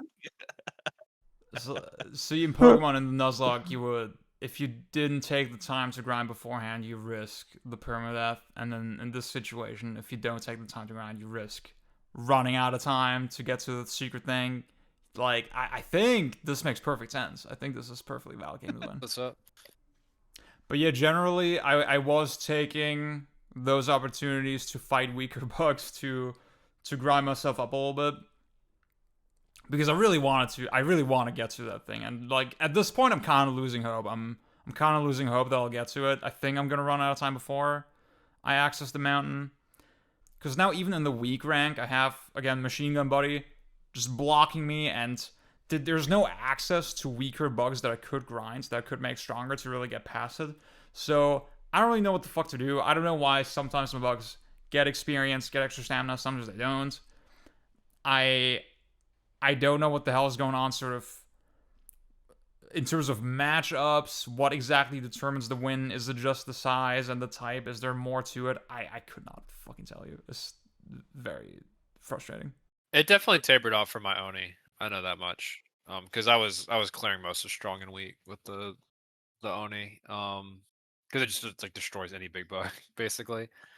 And I noticed at some point I was like, I don't think this is actually helping. Like eventually I did hit skill level 3, and it got a nice big boost. But yeah, it was. I don't know, because the enemy bugs seem to like get extra stamina all the time, right? So I don't. It's very opaque. Yeah, again, the size element is really confusing because I had that 33 millimeter female Japanese rhino, and somehow it was way stronger than my 38 millimeter one. Like, I don't know what's determining that. Is there a hidden stat or something? Yeah, it's called IVs. So basically, your Pokemon. Oh my god. I don't know, Pang. Do you have the scoop? Do you have the analysis? Oh no, I was just gonna say the only thing I've been able to tell is that the like the size definitely does like change how they how fast they push against each other. But that is really about it. Yeah, this is total fucking aside, right? But I actually am playing a Nuzlocke under like ideal conditions, no grinding, no nothing. I don't think I can like Pokemon. I don't think it's fucking possible. I think you need the quiet sadness of a childhood summer for it to work. If they hired Millennium Kitchen to do a Pokemon concierge game that was just in this style, I would buy that 1,000,000 times. Yeah, same. Ziad, you've just got to play like Game Boy Gold and Silver. That's got the quiet sadness. No, I can't do it. I can't fucking do it. I can't do it. Least normal gamer. He thinks he's normal. He doesn't even like Pokemon. See, that's the problem. I'm actively like trying to be normal. You would be like all the other kids. It's true. It's true. Yeah. I guess okay. So this is the mechanical detour. As far as plot stuff, I guess the main thing we're out of sync on is the sick girl story that y'all have mentioned so far, right? Because I didn't even know that was a thing. It's a big spoiler. We can not talk about it. I want to talk about Simon. I want to talk about my fucking boy. Yeah, Simon. I fucking love Simon. Mr. Times New Roman. He's everything I wish I was. I love. It upsets me that because he is like Australian, and they definitely didn't. And that upsets you. No, well, no. Yes, but it upsets me that Simon does not have like an Australian accent, because otherwise they committed to the bit so hard. He speaks like Japanese with a very English accent, and I love. Like obviously in the text he has like a completely different font, but there's like just certain quirks of the way he speaks and the way he's written, and God, one of my favorite bits. You walk up to him and he's like, "Hi, konnichiwa." It's so awesome. And I love his he's like the photographer guy. I just like he does have like all the interactions with what's her name, Yoshika, at around nighttime, and I don't know. It's just he's one of my favorite characters. His feet are gigantic. They are. He's got the Sideshow Bob feet. There's funnily enough, there's a quote about his feet. I'll have to find it. But it's like a detail they emphasize because you notice it as a kid. Yeah. No, it's a thing. It's a thing. Can I just say that there's something weird with like I don't know why the German stuff keeps popping up, because the monk, when he leaves, he says Danke schön. I was like, huh? Like that was so just sort of out of nowhere. because they don't like indicate that he's foreign at all, as far as I could tell. I think it's just the average Japanese fascination with a German. That's it. Yeah, it did make. PJ and I just watched the episode King of the Hill where Bobby is the Dalai Lama. Where they realize that he's the he's the. Sorry, that's a real. That's a fire episode. That's a really good episode. That's the American Millennium Kitchen is King of the Hill. Yeah. It's not the American anime. It's the American Millennium Kitchen. Oh my god. Anyway, continue. I am also Team Simon. We don't want to talk too much about specific Yasuko. Has anybody had any interesting things happen with Yasuko? I'm just starting out, but is the sort of beginnings of the plot with she is like trying to take Boku to like check out the mountain, and then Boku being a curious or I think it starts off as like a foot race between them, and then they end up going to the house of the boy who like makes the rockets, and then like she explains like, oh, like, you know, we used to be friends, but then we eventually drifted apart, and now she kind of just explains how now she's become like really avoidant with him. And I mean, it's a big enough, like, again, I'm really early in the game, but it's a big enough plot point to where Boku does write about it in his journal. Yeah. I don't know. That's the only real major plot point. Her room is really cool.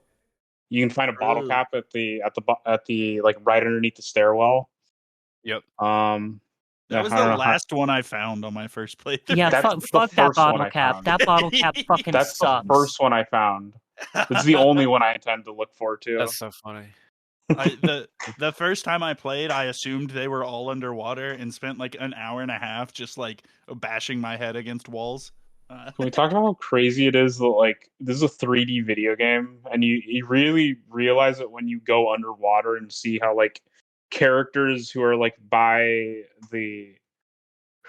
bodies of water will be represented there, and it's I don't know, that was just mind blowing for me. It was like Ryan brought this to my attention. There's a dedicated pull up your shorts button. Yep. I also just by virtue of getting circle and cross mixed up, I accidentally take my shirt off in the menu all the damn time. See, I'm like role playing with that. Like when I jump into the water, I try to take off the shirt before, and then if I forget, I take it off after. Beast. As a little country boy myself, I ran around with my shirt off basically all of the time. So that's been the move for my playthrough. I sort of wish I had done it more like playing this game. I was like, man, that seems like such a, because that's also like they have such like untampered like access to the wilderness, which is not some. I mean, it is sort of something we had here, but it's all swamp.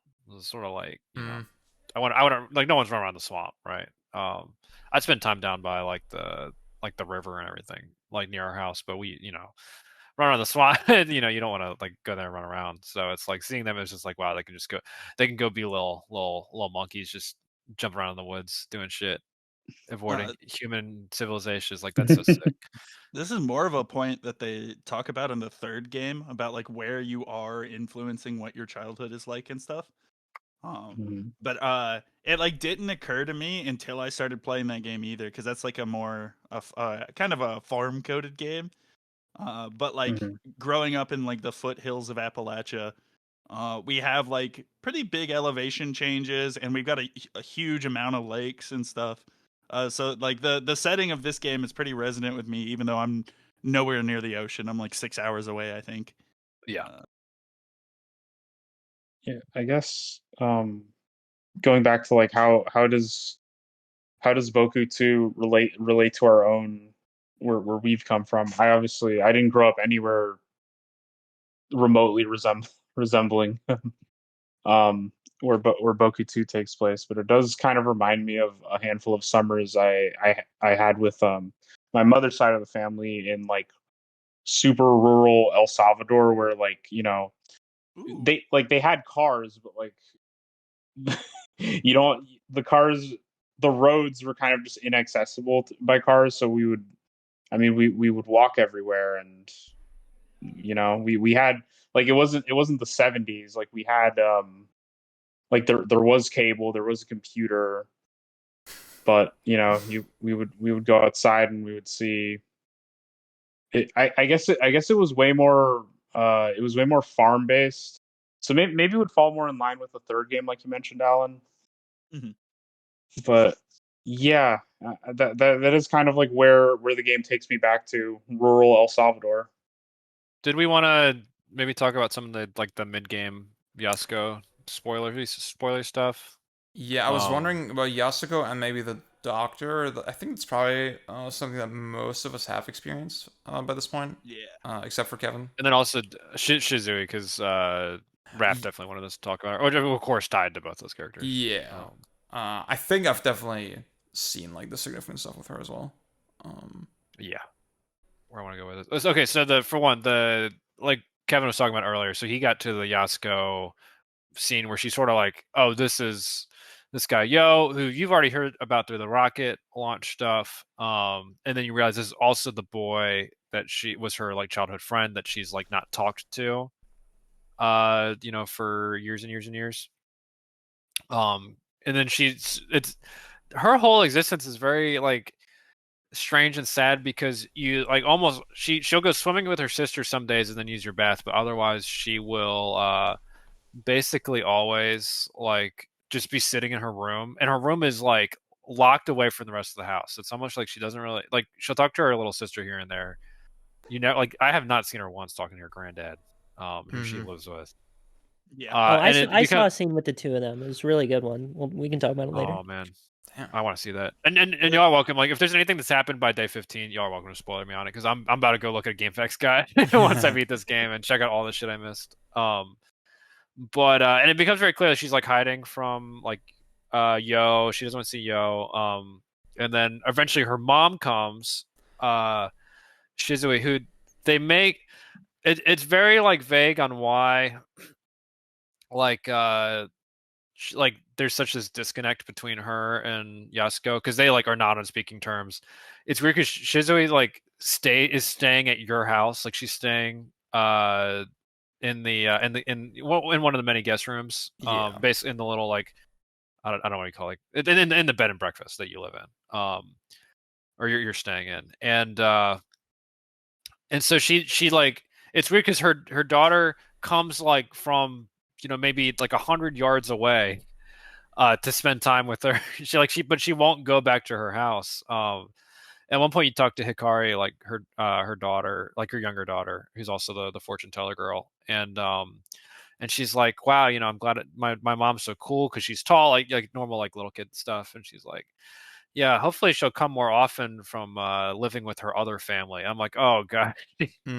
Shit's it's like very obviously she's gotten remarried, lives somewhere else, has other kids, and then comes back to spend a month with her youngest daughter and then avoid her oldest daughter. And it's very she's a very expressive character, and she's nice to Hikari, and she seems fun to be around. She has some good conversations with Simon. She's a little flirty, but it's like, oh man, that the whole dynamic of like that family, and like it feels like most of the issues in this game are directly like related to them, right? Like it sort of all is, and you're just discovering so many things about their family as you move through the game.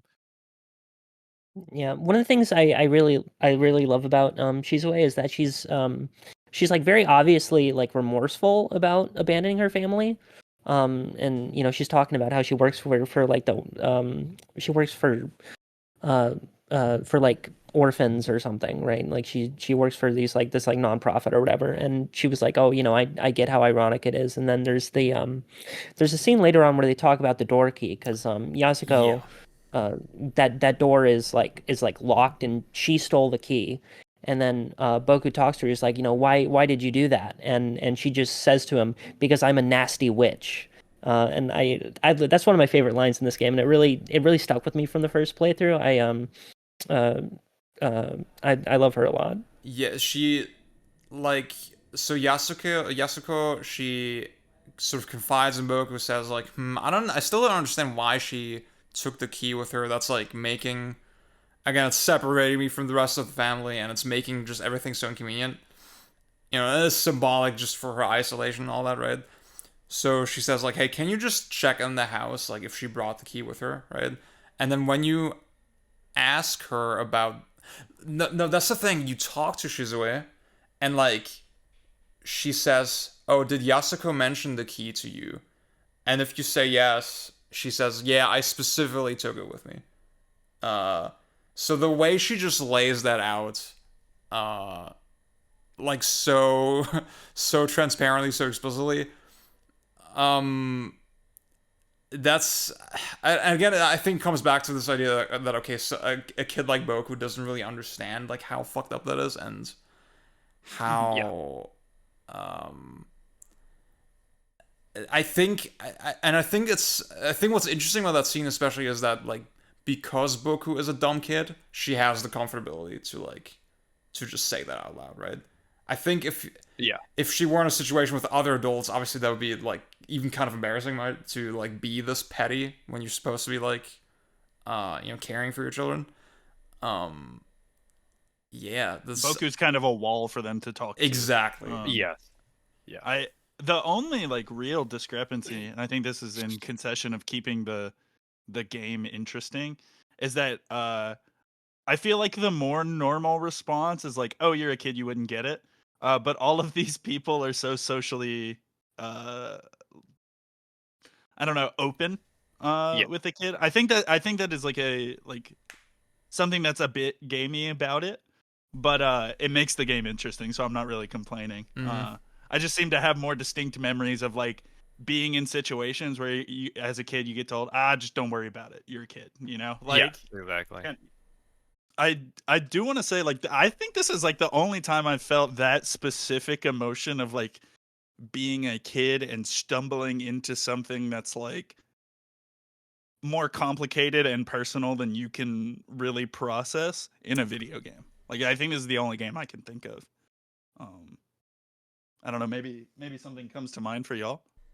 Well, like I lived with like my mom has 4 sisters, and it's like they had like an awful childhood with like an insane like narcissistic mother. My grandma was fucking insane, and so and that kind of thing breeds like narcissistic children. And so like I grew up with those like you sort of see like that kind of um socially malfunctional or malignant like person hitting their 40s, and it's like, oh my god, what am I doing? Like, Yeah.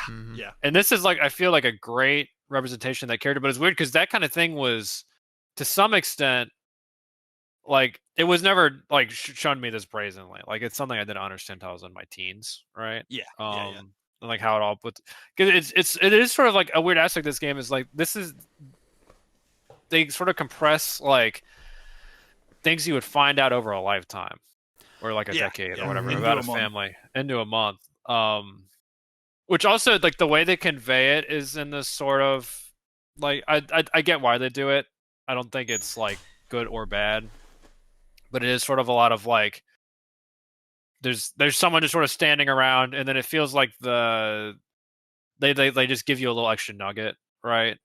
And then you move on, and it's very static in that way. You don't like, because a lot of these things I like, there was a movement, there was a happening in my life that led to me realizing something about like a member of my family or whatever, or someone who I was like distantly close to, and here it's sort of like it's a lot of now. I think this makes the Yo and Yasuko scene where they finally meet again sort of like very powerful, because it is an actual action that happens. You actually you sort of play with their lives, and they directly say it. Yasuko's like, "Who told you could muck with our feelings like this?" And it feels like the first time you're actually like moving something forward and creating something before your eyes instead of just hearing it secondhand. Like you're not just a fly on the wall, which I think is a really like I'm glad they put moments like that in the game.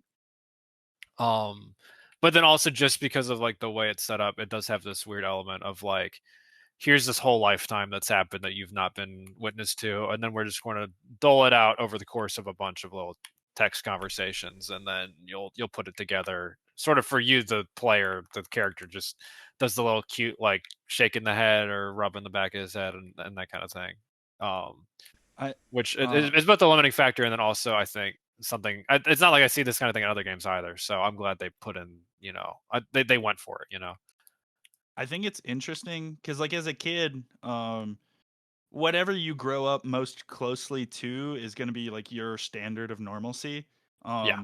And so, like, a lot of these like weird, like adult encounters, to me came when I would go over to friends' houses and be like Yes. exposed to something different.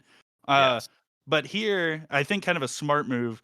Boku isn't with his family; he's with his extended family, and so like there's a sense of comfort with them, but like Boku's sense of normalcy is out of whack as the player is also learning about these people. There's no like Yes. disconnect there.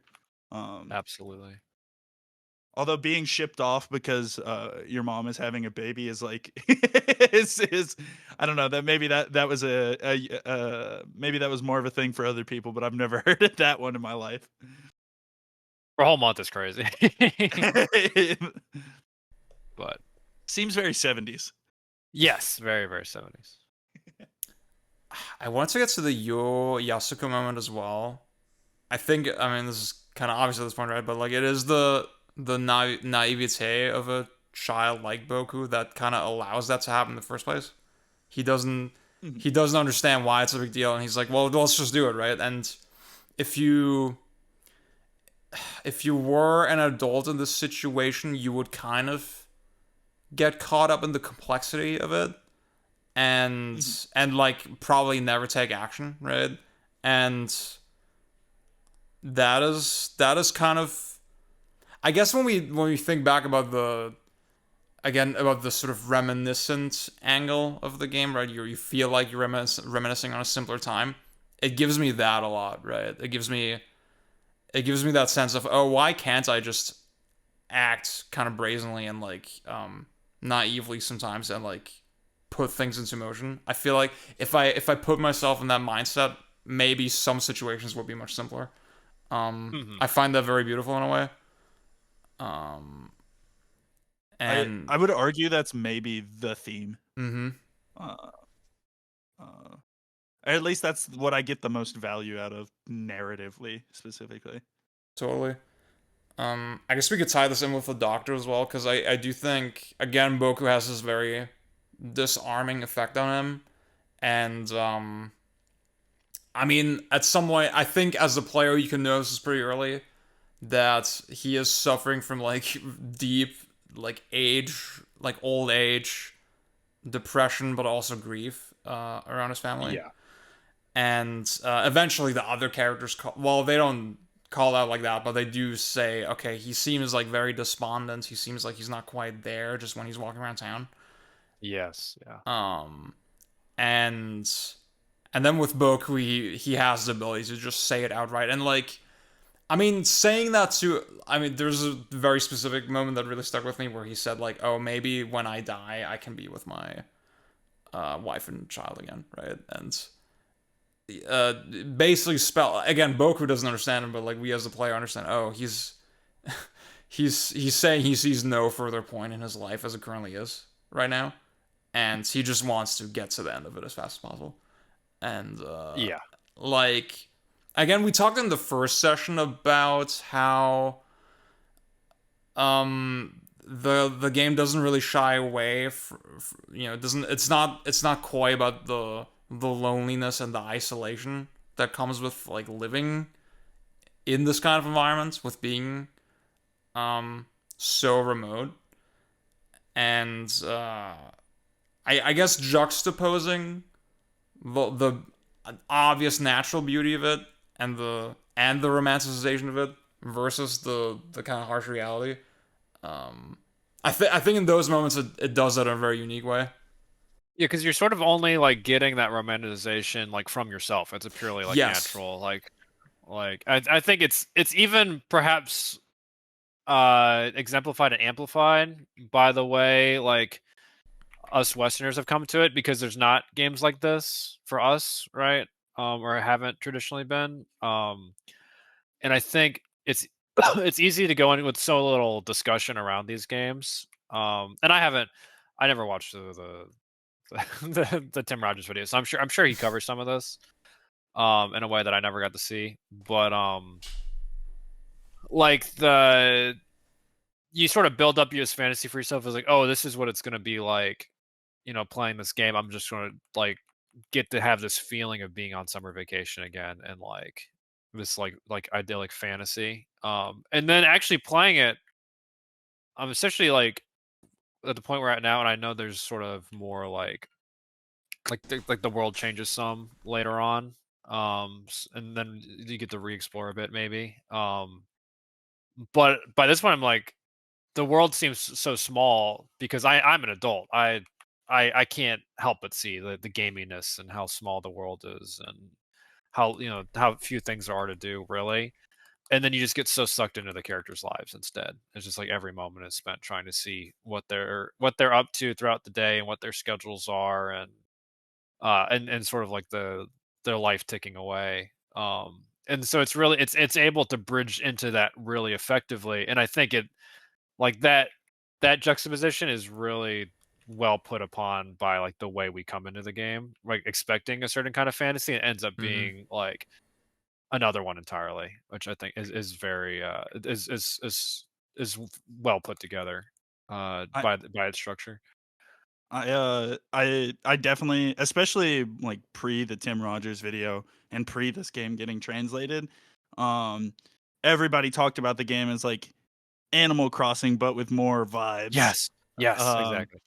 And I was very, I the game is about childhood, but the way people talked about it for a while was like kind of kids gamey, when it was more of a game about being a kid. In fact, I think kids would find this game kind of boring.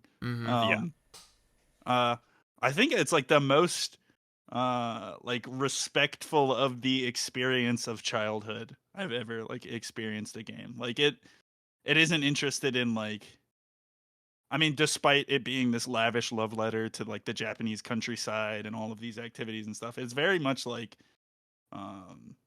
concerned with more actual emotions of childhood as opposed to like a kind of vapid fantasy it kind of blindsides you, I guess. Well, I wanted to get back to the doctor and his arc, because I mentioned there was the one scene where he does interact with Yasuko. There's one scene where he's asleep at night, and he is like very clearly depressed, and he's sleeping. And you walk into his room, and Yasuko is just standing over him with her arms outstretched. What the fuck? And you talk to her and you're like, what are you doing? And she's like, I'm sending grandfather energy. Live long, grandpa. Live a long and happy life. I'm whispering things like that to him, and it's so beautiful. And then I guess we can finally get into it with the sick girl. You meet her for the first time, and it's very odd because the patient that the clinic has no patients at like ever, and there's like a very like serious point that everybody in the town is healthy. Even like they talk about the grandfather being sick, but he's not actually sick, he's just depressed. Yes. And then one day you walk in, and when the door is suddenly open, and there's a girl sitting there, and it's she's like in a very like old style kimono, and you talk to her for a little bit, and like even from the first conversation, it's kind of clear that she's like the ghost of the grandfather's wife. Yes. And it's sort of subtle, but sort of subtle at first. Like it just gives you enough to like sort of chew on it and think about it. You continue talking to the grandpa, and you get more and more information, and you can keep coming back, and every few days the girl will be back there, and on the 14th they have like the Oban festival, where the monk comes and he visits all the graves, and on that day if you go in, the grandpa and the girl are sitting next to each other, and they have a very beautiful conversation. Yes. Where they're just they're talking about meeting each other in the afterlife, and grandfather he asks how are you doing, how is our son, and she says all these lovely things, and it's very touching. Um, and again, just like you can only ever see her in the evening as the sun is setting, and I think that's just it's such an extra wonderful touch to those moments. And I think just as a isolated moment, it's very good. But I think the slow progression of the grandfather's arc, has he very early on he gets depressed, and then you learn more about his wife. You actually meet the wife, and then when the monk comes and that whole resolution happens, it feels like such a phenomenally paced arc. I was really blown away with those with that moment this time, and like I said, I completely missed it my first playthrough. Like it is very easy to miss. And the game is just chock full of these very very touching, extremely poignant, beautiful scenes that that are like fleeting, and you can miss them. It's wonderful. I am so lucky. I managed to basically sneak into the arc for the very final. Like I saw the sick girl once, Mhm. and I could not figure out how to get to her because I think I forget if we talked about it here off session, but like it's the fortune teller, her granddaughter, the fortune teller girl, will tell you evening, and what she means is dusk. So like before dinner, which is like 4 p.m., 5 p.m. I For where think they're that at. was my fucking mistake because like I got to the hospital a couple times after dinner, like based on the information that you gave me, and I saw some fireflies, and I thought, oh, that was the point. I'm curious to catch fireflies, but no, clearly not. Okay, I'm actually curious because evening is what she described. Like that's what that word means to me. When do y'all think evening is?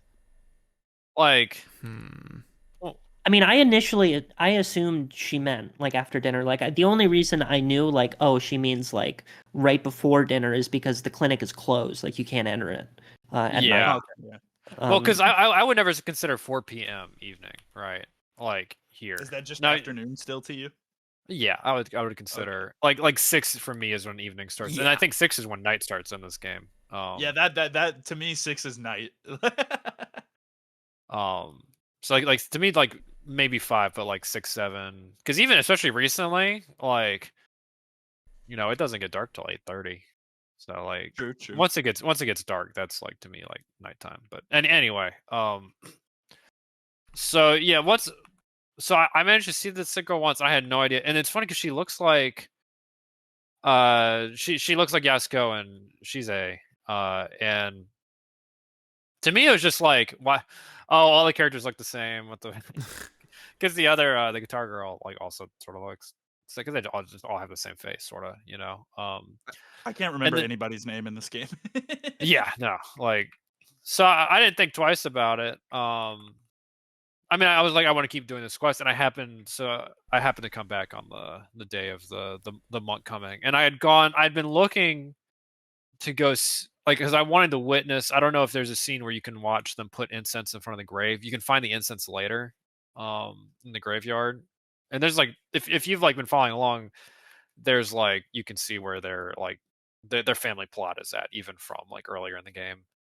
I know early on that day you can watch them. The monk is like reading out the scripture or whatever, and you talk to him, and he's like, "Oh wait, I already recited this part. Oops!" And he's like, weird, like, fuck up monk. I like that guy. He's a funny guy. Dankeschön. But yeah, like I think getting to witness that moment with the doctor, and also like them managing to weave that in a way that didn't seem fantastical, right? It seems totally organic to the doctor's art, and obviously like Boku being able to see it is strange, and it's not even like I feel like them putting the narrator in there is very much a weird indication of like they use that to almost heighten the reality of the scene, because if the narrator was not in the game at all, I would almost interpret it as like like Boku himself being almost a fantastical avatar for the player. But they very clearly, out of all the things that happened, like they put specific narrator lines in about how sort of shocked he was and how, you know, specifically this rang out in his mind in the future when he grew up. So having that, but they sort of like get across in such a way, which almost makes that I missed the scene where Yasuko's like over the bed, like arms outstretched. It almost makes it sad in a way because he's very like he's 1 foot in the grave almost, like he's already like half crossed over, like he wants to be there so bad, and he's sort of given up on like raising his grandkids. Like he like doesn't, he's so like distant from, and they just sort of like run their own lives, right? Is like seeing him sort of linger on is I think one of the sadder parts about this game, and in a game with many sort of, it's a very like obvious sad moment almost, and a game with more uncomfortable moments than sad moments. I don't need to say so- bad game or something. I need to say bad game, and then Yeah. everyone laughs. No, honestly, for I'm that earnesty, Pang. I just Yeah, it's very, I'm very earnest all the surprising. time. I just thought we did an awesome job today. I was very happy with this discussion. Mhm. Do y'all? It's a beautiful game. I don't know. Do y'all have anything else that you want to talk about? I wanted to, well, I know there was something. So I know on the 15th you get access to the axe, Yeah. and you can cross over and explore that Yo's dad's hut. Has anyone Yeah. done that yet, or are you not caught up with that? Yeah, I'm on day 1 of having used the axe to get to there. And the hut Okay. was empty. Yeah. But Okay. Yeah, I don't remember if you can like. I didn't find Yo's dad either. I don't remember if it's possible to find him on that day. I did. So have y'all found like the rocket valves for Yo? I found B Any and of those? C. I found one. Okay. Yeah. Okay. Can I find? C is the one. Yeah. There's in that area. They hit a valve like under a plank, just like a random fucking plank, where you just like open up like the floorboards that normally have like the bait for the fishing or whatever. And it just randomly has the fucking rocket valve, which is like a hugely important plot critical item. And I just thought it was like such a dick move to hide that. I in, like, found it such a completely on accident as inconspicuous well. place. Like Me too. Yeah. I wasn't like. It didn't even occur to me that something would be under there. I think I was trying to catch a bug and then. And you like accidentally mashed the wrong button. Yeah. Yeah. Are there any underwater? There is PJ one. There is one underwater. Okay, so I'm just bad at finding. PJ and I were looking for ages for one underwater. Yeah. We never. The underwater exploration is fucking hard. It's so easy Wait, to get lost. I don't feel like the camera is very good. The valve or the. The rocket valve. Yeah, you can find one underwater. Because if you talk to the boatman, he's like, "Oh yeah, I saw a seagull with something in his mouth," and it's like, That's that's your hint. Yeah. I did catch that, and then we looked around for it. I was like, I haven't found anything. It also doesn't help because I'm guessing the valve is also just a little white speck, like the bottle cap. No, it's actually like a 3D modeled object. Oh, okay. Yeah. Then I will look for that. Are you playing on? How are you playing again, Pang? Composite. Real ass PS2 composite. On CRT. 27-inch composite. Fuck yeah. Fuck It is, yeah. it is very easy to miss the valve, is what I'm gonna say. The on way composite cable. Like, yeah. Yeah. As God intended this game to be played. So I googled it at one point and I was like, oh, that's where it fucking is. I had swam over it like 6 times. I bet. I guess if it's seagull, it probably means it's out in the sea. It's not in the lake. Is that right? Or is it in the lake? Just tell me. Tell me it's in like the very first. Like if you jump in from the beach house. Okay. It's on that screen, so it's somewhere in that one. In that. That makes sense because there's a bunch of junk around there. Yeah. I just didn't realize you can click on. How many are there total? I don't remember. I don't remember if it's 3 or 4. Okay. I think they're. I don't know if I want to spoil it, but I think there might be 4. Okay, that feels like it makes sense. See, now I'm wondering where the 4th one could be. See, I I was talking with the mountain that was teased earlier by Takashi and Shigeru. Yeah. I thought that's where you I think stab it's on the moves. mountain. I think there's another rocket valve on the mountain. So you have to finish like the bug wrestling quest to That's get crazy. Okay, damn. it. Yeah. I gotta lock in. You gotta keep grinding, bro. Yeah. So there's part of the mountain they don't let you to until you beat that quest. I believe so. Yeah, because they like show you this is the mountain, but we're not gonna let you up there until you beat our secret weapon. Oh, okay. I thought they just let you on top of the secret hideout, like in the That's lookout see tower. when you get there, then they reveal. Oh, we have way more bugs actually that you need to that you need to defeat. Yeah. Oh my god. Yeah. So maybe it's good because I kept an older save so that PJ we can play through the days that I played for this podcast with her if she wants. And that might be a good time to do the bugs. It might actually be good to have like one save file that's like further behind so she can keep up with me, and then one that's further because I don't really give a fuck about the bugs. Like I just want to do all the plot stuff. I also wanted to. Yeah. I wanted to ask: is anybody doing the bug collecting, like the normal insect collecting? I have a bunch. Yeah, like I got a here and bunch. there. Yeah. Okay. Because I have about go I have ahead. like a whole grid maybe done. Okay. Same. Fish maxing as well. Yeah. Fuck yeah. no. I think on my Boring. yeah, the fishing is boring, but on my first playthrough, I don't think I caught a single fucking bug. Like I dabbled with it for maybe like 5 or 10 minutes, then I was just like, fuck this, whatever. But I'm actually like making an effort to collect every new bug I can. And I'm like having a surprisingly good time with it. I think like the bug, like each new plot area you gain access to, you get a new crop of bugs to collect, and it's nicely paced. It's fun, it's cute. It is. I like doing that more than like I feel like that's a good one to just sort of do, like on the fly, right? The fishing, it's like you have to just like dedicate time to do it, and it's not like that's actually like a real ass case where it's like I can just go actual fishing, and I can drink beer while I do it. I don't want to like and in fact I can also go play other games that I think have more enjoyable fishing modes than this one because it's a Say little bass fishing. literally. Oh my god, fire! I just want to point I out don't know that if you. I don't. Go ahead. that Pang has been like getting all the emotional like missable plot moments, and I've been grinding the bugs. It's a fucked up world. It's so true. The real mechanics heads will make themselves known. This is a side effect of me being in my like third or fourth PSO arc is that now it's all vibes games. It's all like, oh, look at this beautiful vista and blah blah blah blah blah. We put colors on the screen. Yeah. Oh my god. There's so many colors in this world. Yeah. I think that's about everything that. Yeah. I'm satisfied. I'm excited. I'm so excited. I love the ending of this game. I fucking love the final arc of this game. I'm so excited to play through it again. Okay. Yes. Yeah. Yes. Now I'm excited. The arc, the final core of this game. Oh, Yeah.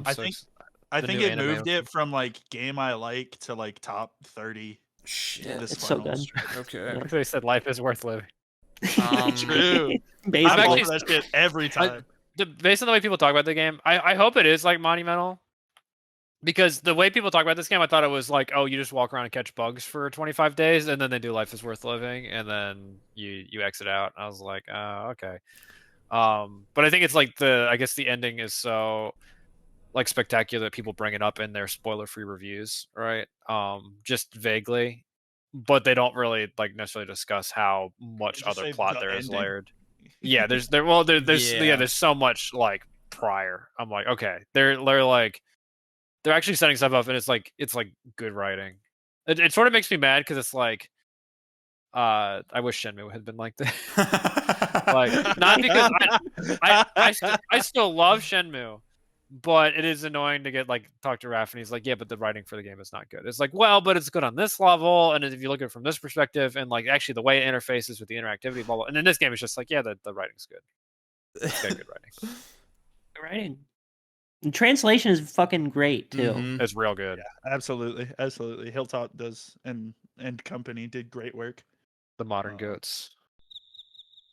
こんばんは。こんばんは。この前、間違って女湯の時間に入っちゃうところだったんだ。で、どうしたの？渡り廊下の真ん中で気づいたんだけど、忍者になったような気分で、抜き足、差し足、音を立てないようにして戻ったよ。Okay, guys, I've been actually rolling already, so we can get right into it. Oh, that's awesome. What's a funny intro?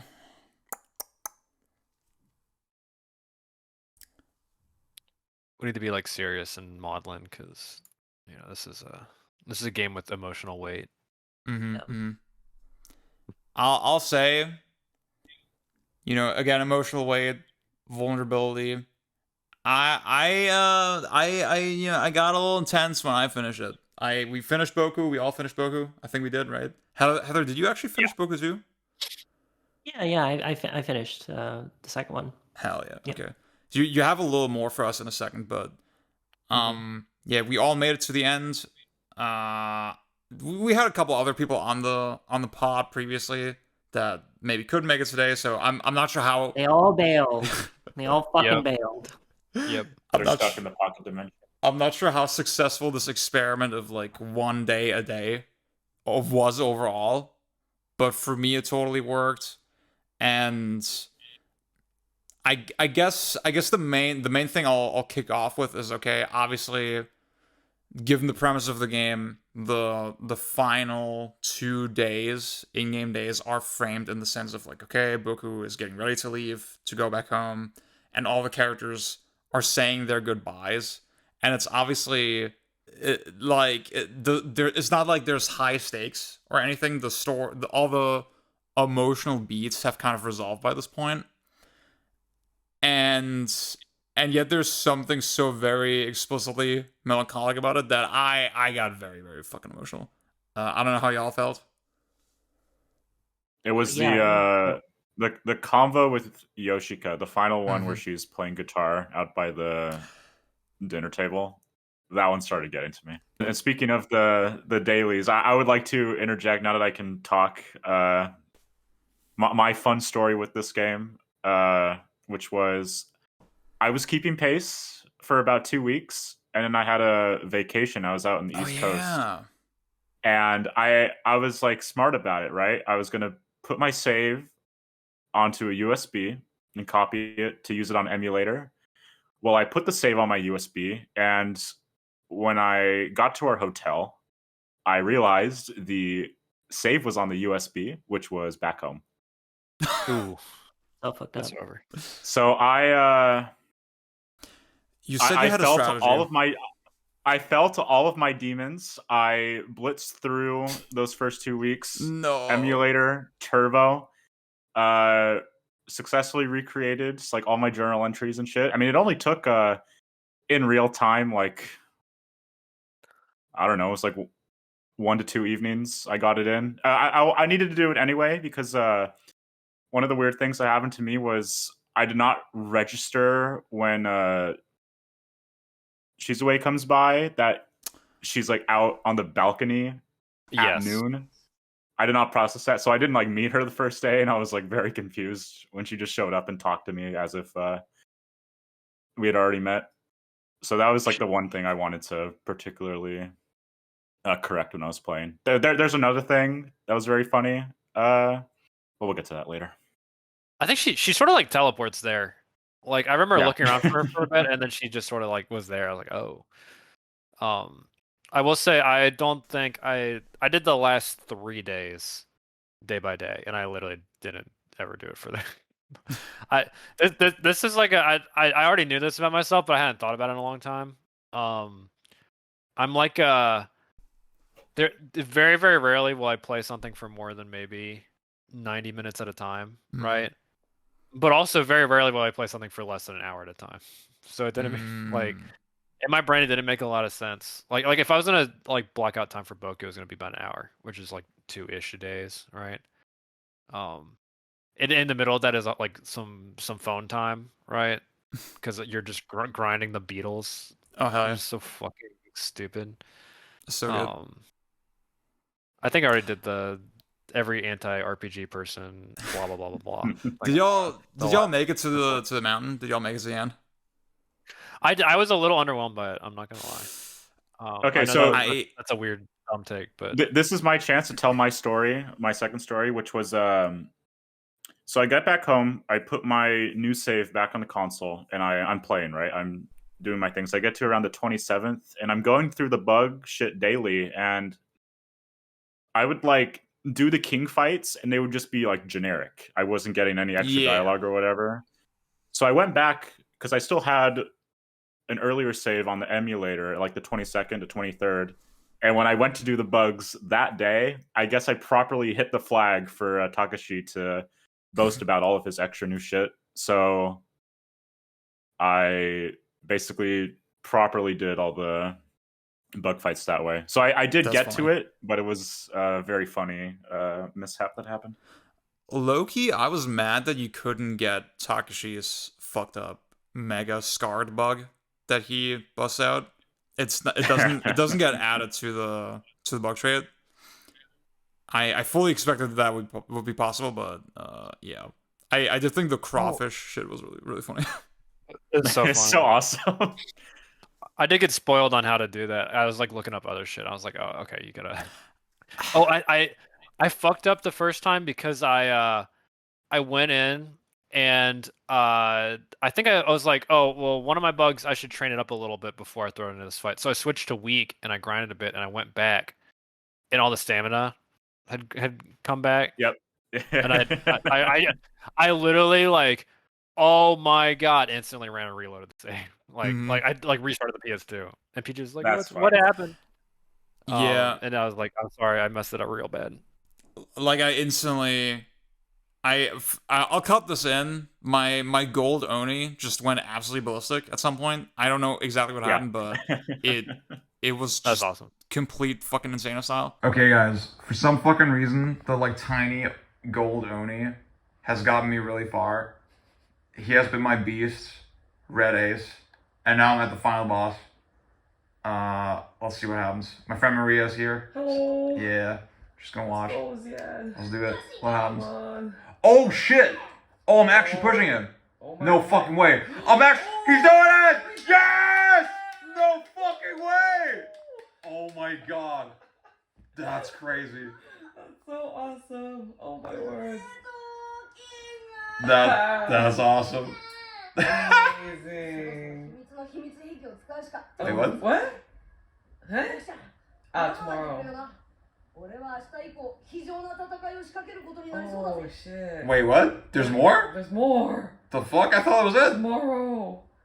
Oh my.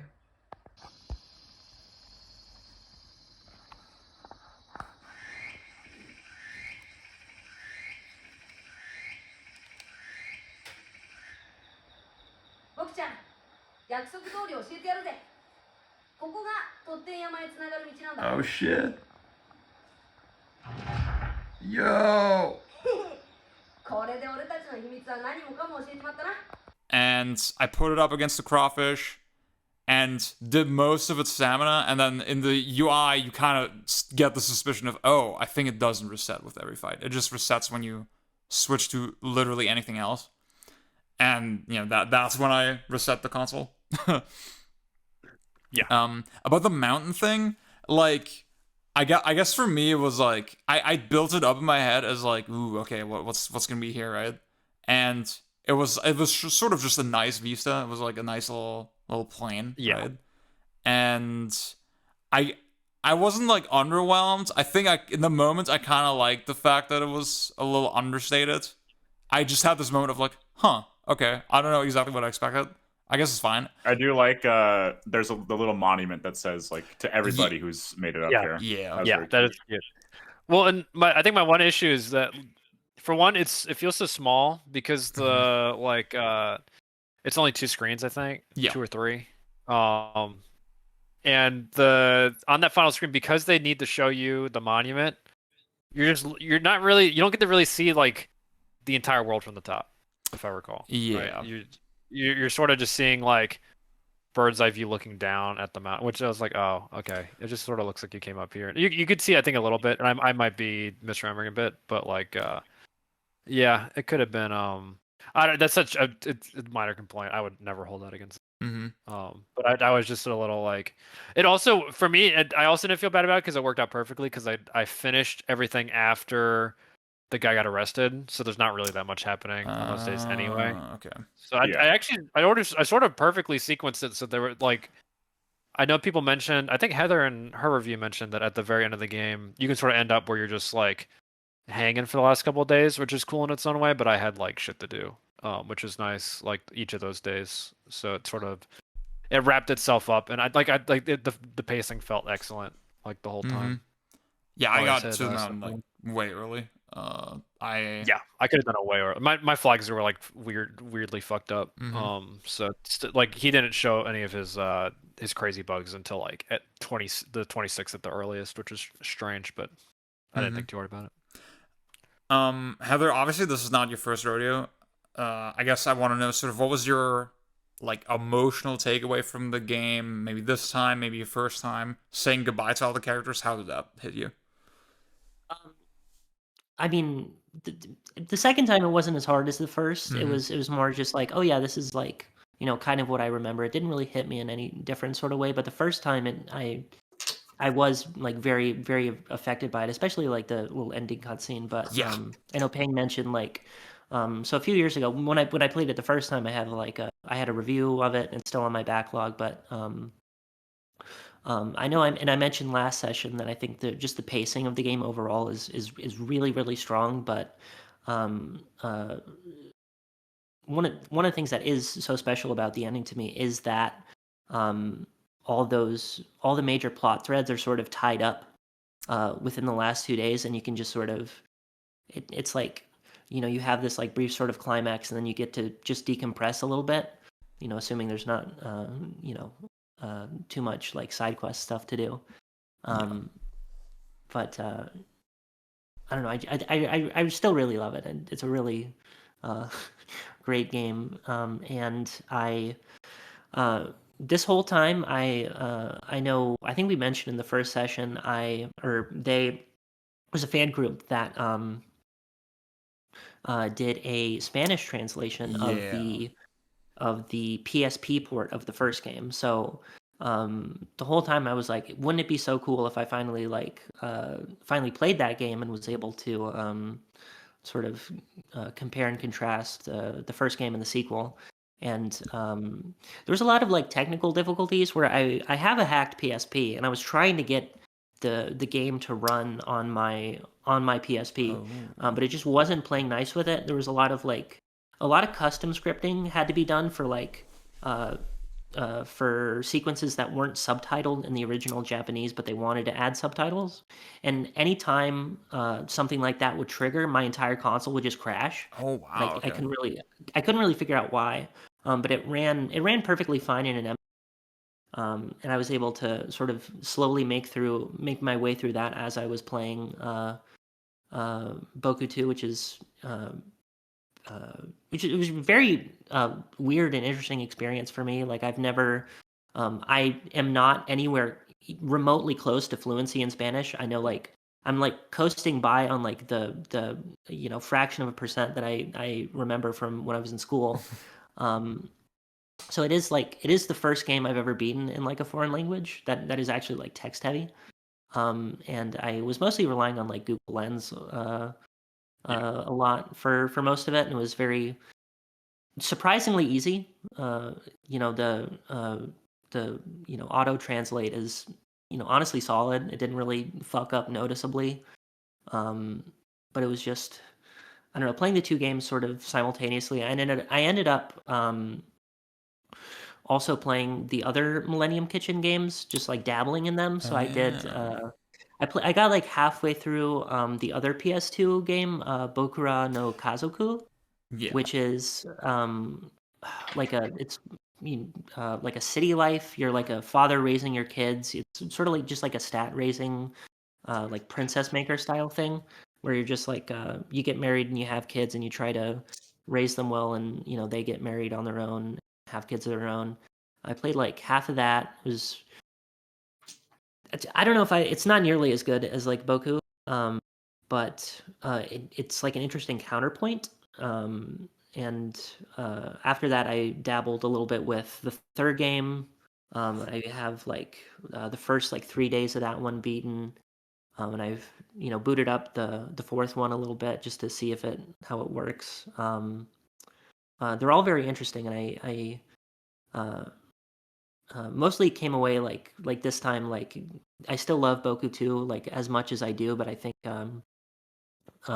with the first game it is like Boku 2 is like such a like so like a surprising amount of shit like carries over directly from the first game.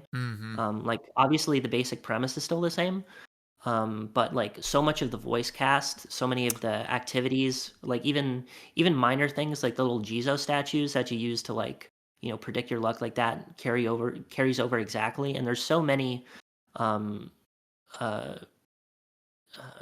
so many little things that are just like directly carry over into 2, which if this were any other series it would feel sort of like hacky and like, oh, they were just they're just running out of ideas or just being derivative, they're just copying themselves. But it even that somehow like feels meaningful for the game to just be like just like such a direct continuation, and it feels just like such an expansion. Like Boku 1 is like even smaller in scope and scale. There are like so much there aren't very many side characters. There's like there's only one house that you can visit, like your aunt and uncle's house, and then besides that it's just wilderness. There's like a village that they talk about constantly, but you never get to go there or see there. So that game is like even more intimate. But I did come away still preferring Boku 2. Okay. Overall, I think yeah. I think it is the better game. That was like a question mark for me kind of from the start, because we can't really evaluate what Boku 2's status in the overall series is from where we're at. So, I mean, I hope that's something that most of us can eventually explore in some capacity, right? With more fan translations. It doesn't seem like 3 or 4 have any motion around them at all, which is kind of sad. 3 and 4 sort of seem like this is like very conjectural, but retreads of 1 and 2, right? Yeah. It seems like most people I've seen they mirror each other who bit, were right? able. Yeah, like nothing wrong with that. I'm sure they have like stuff that we don't really know just because there's not a lot of English language coverage on those games, but it does seem a little like if we get 1 and 2 translations and Boku, which seems like the sort of like they're pushing in an interesting new direction, and then they sort of went back. And I could sort of see them like falling back a little bit, just like especially reading our friend Raf's recent Natsumon review on Backlogged, where he sort of talks like, Ayabe is washed and his stuff is so fucking sad. I didn't think the game looked mawkish good. and cartoony. Yeah, I didn't think the game looked very good, but I was like, well, I should play it because I love Boku 2 so much, and now I'm like, ooh, okay, I don't know. Sounds kind of disappointing. Yeah. It's a little like, I don't want to like the sort of cartoonish, like almost like Flash game quality. It has like, because if you look at like these older ones, my brain would instantly turn to like, and this might not even be that like coherent, but it would capture this old style the best.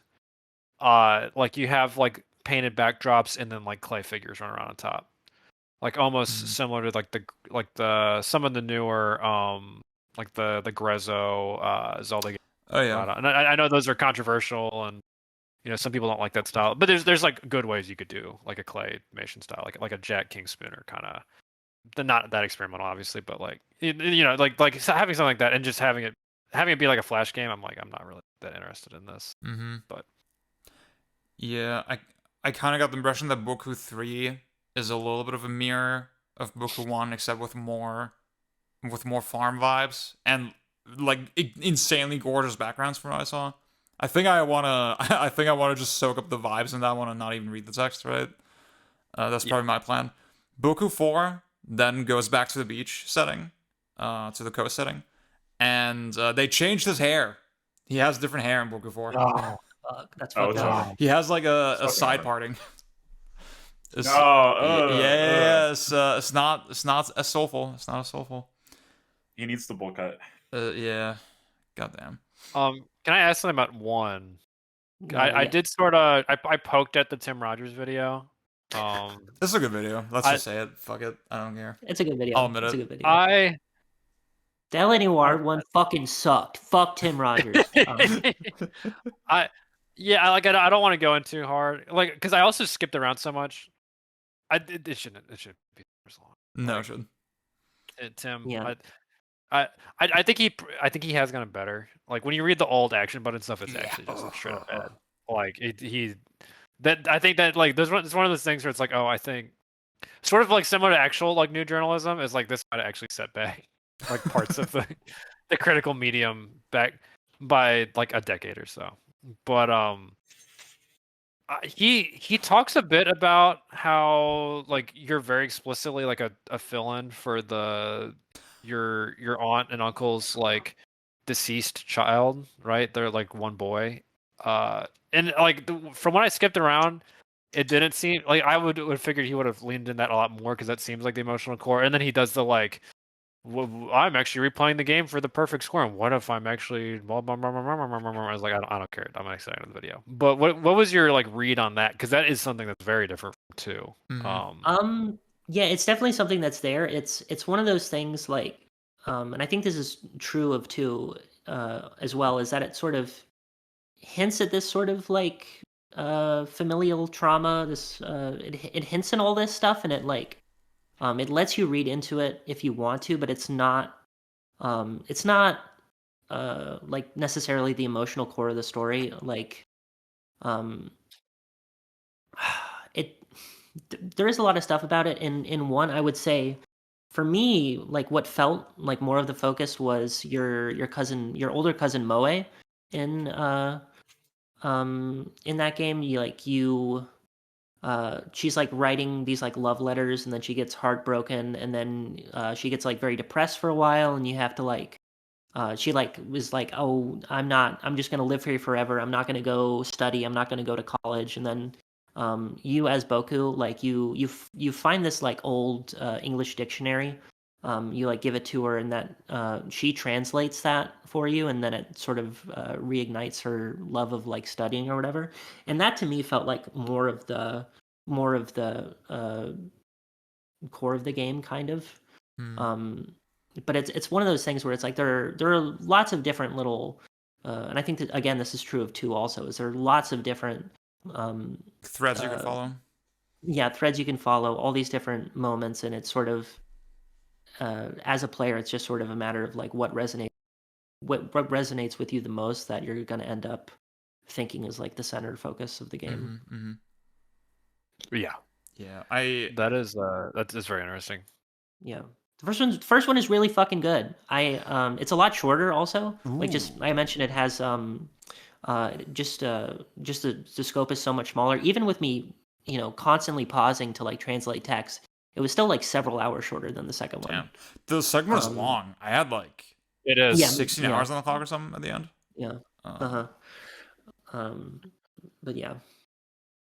Book one's really good. We can't be that far away from an English translation. I hope that's soon. Yeah, especially now that the Spanish one, like all the groundwork is done. Like I feel like it's coming. It seems free. Like that's very silly to say, but also like the hardest thing the whole time was always hacking the game, just because it's so the fact that they've already done that, and there's already like a Latin like character set, or Roman or whatever.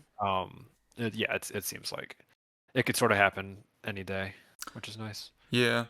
So while we were kind of recapping the game a little bit, I really was struck with, quote unquote, in the last 2 weeks, how much happens in the game in the final stretch. I felt it's crazy. Yeah, our second session, we laid the groundwork, we set it up, blah blah, and again, it feels like now that I've had some distance from the game, immediately I don't quite like feel a lot of the specific events that happens, but now I'm thinking back and I'm like, holy shit, we set up the arc with Shizue and Yosuka, and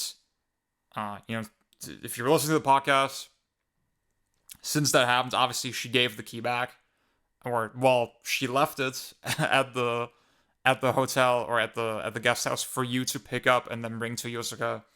And she has sort of this moment where it feels like some level of reconciliation, but for Yosuka it's even more the case that, okay, holy fuck, that hit like a bus, because again it's just his thoughts so consumed with death and the afterlife and just the fact that he doesn't want to be on Earth anymore, basically, that he'll even project it onto this very young child. Yeah. Did y'all encounter that as well? Yeah, it seemed like, for me, because like I think after the point where you meet his wife's ghost, right? Which I missed. I felt like, yeah, which I think, and that might sort of change the context for me. I wonder if it changes the lines, because it felt like it wasn't that. My read on, I guess, was like, it feels like after he meets his wife, especially, he has like a positive acceptance of death, right? Interesting. Okay. I felt like it wasn't like it was almost like even if the worst thing happens to you, like there's still hope and happiness that can be possible, right? See, it is a very evocative, for sure. Like yeah. him just like letting you like come over and like look at her sleeping, like it is very, it's strange, honestly. And yeah. But I did find it very evocative. Yeah, like I'm sort of inclined to believe that the line is probably the same, and it's just that I didn't experience the prior event, so to me it has a very different connotation, right? And exactly. I find that, honestly, I find that a very rich quality about the game, like that, the fact that it can have that emotional range and flexibility. I found that very powerful. Yeah. I think his character, I think his arc might be out of maybe like, let's call it like the second tier arcs, right? Because there's, I think, ones that are more up to the forefront, right? Like all of Yosuke, is that his granddaughter, his eldest granddaughter? Yosuke. I'm already It's forgetting. Yasuko. Yasuko. Fuck. Yasuko. I said her name wrong. Sorry. Like Yasuko and like that sort of mid range, and then the Taniguchi and Co in the back end. Mm-hmm. So he's sort of in the background. He's very easy to miss. His like depression that he's going through, and like everyone commenting on it, and then the stuff with his the sick patient, his wife, and then those scenes of him after where he's sort of rejuvenated, and he's and him looking over her his Hikari, is that yeah Hikari's sleeping is like, in terms of the through lines that are sort of like throughout, sort of similar to your uncle, right? Oh yeah. But your uncle, it's a little more meat and potatoes, right? I feel like having the granddad be the sort of like the ethereal backbone to a lot of it, I that really touched me. That was one of the best arcs in the game, I feel. Genta's arc also kind of surprised me, that you have this moment where Takashi, your older cousin, he ends up in this hole in this cave, and obviously then Genta, your uncle, comes in to help him out of there, and that kind of allows him to show some vulnerability, where he basically reveals, okay, the reason I quit my carpenter job, which is something that you had been wondering for a while at this point, is because of his fear of heights.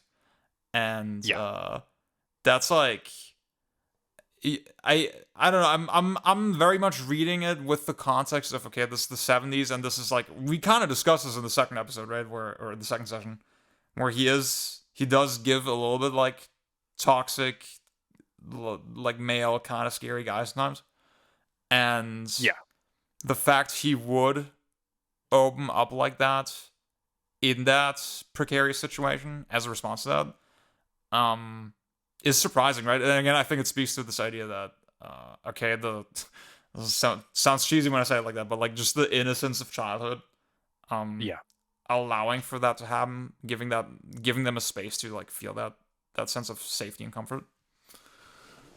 It's interesting because he manages to achieve that while also, I feel like when you do your little follow-up questions, like the second lines, he has, I feel like, the highest like quote percentage of like non-responses where he just stands there. Like you'll ask him something and he'll. So there's still a part that he won't reveal and won't touch, and like sort of the climax of the art, the Takeshi falling down the cave well, right? And he just goes in like a dog, like goes and saves his kid and pulls himself out and doesn't think about it. And he has a stray comment about it, and that is sort of I think both he and Takeshi have stray comments about like, he sort of the adrenaline in that moment sort of pulled him out of it. And it's interesting because it's not like he has a big realization. It's like, wow, and there's a turning point and blah blah. It just sort of happens and is quietly remarked upon, and then the story moves on. And that's the theme of, I think, a lot of the arcs in this game. But like that's such a good illustration because it doesn't. It would get into hacky territory if it tried to make a big moment out of it. And the game never forces a big moment. Yeah. Like I think one of its richest elements is that it never does that. Yeah. And I think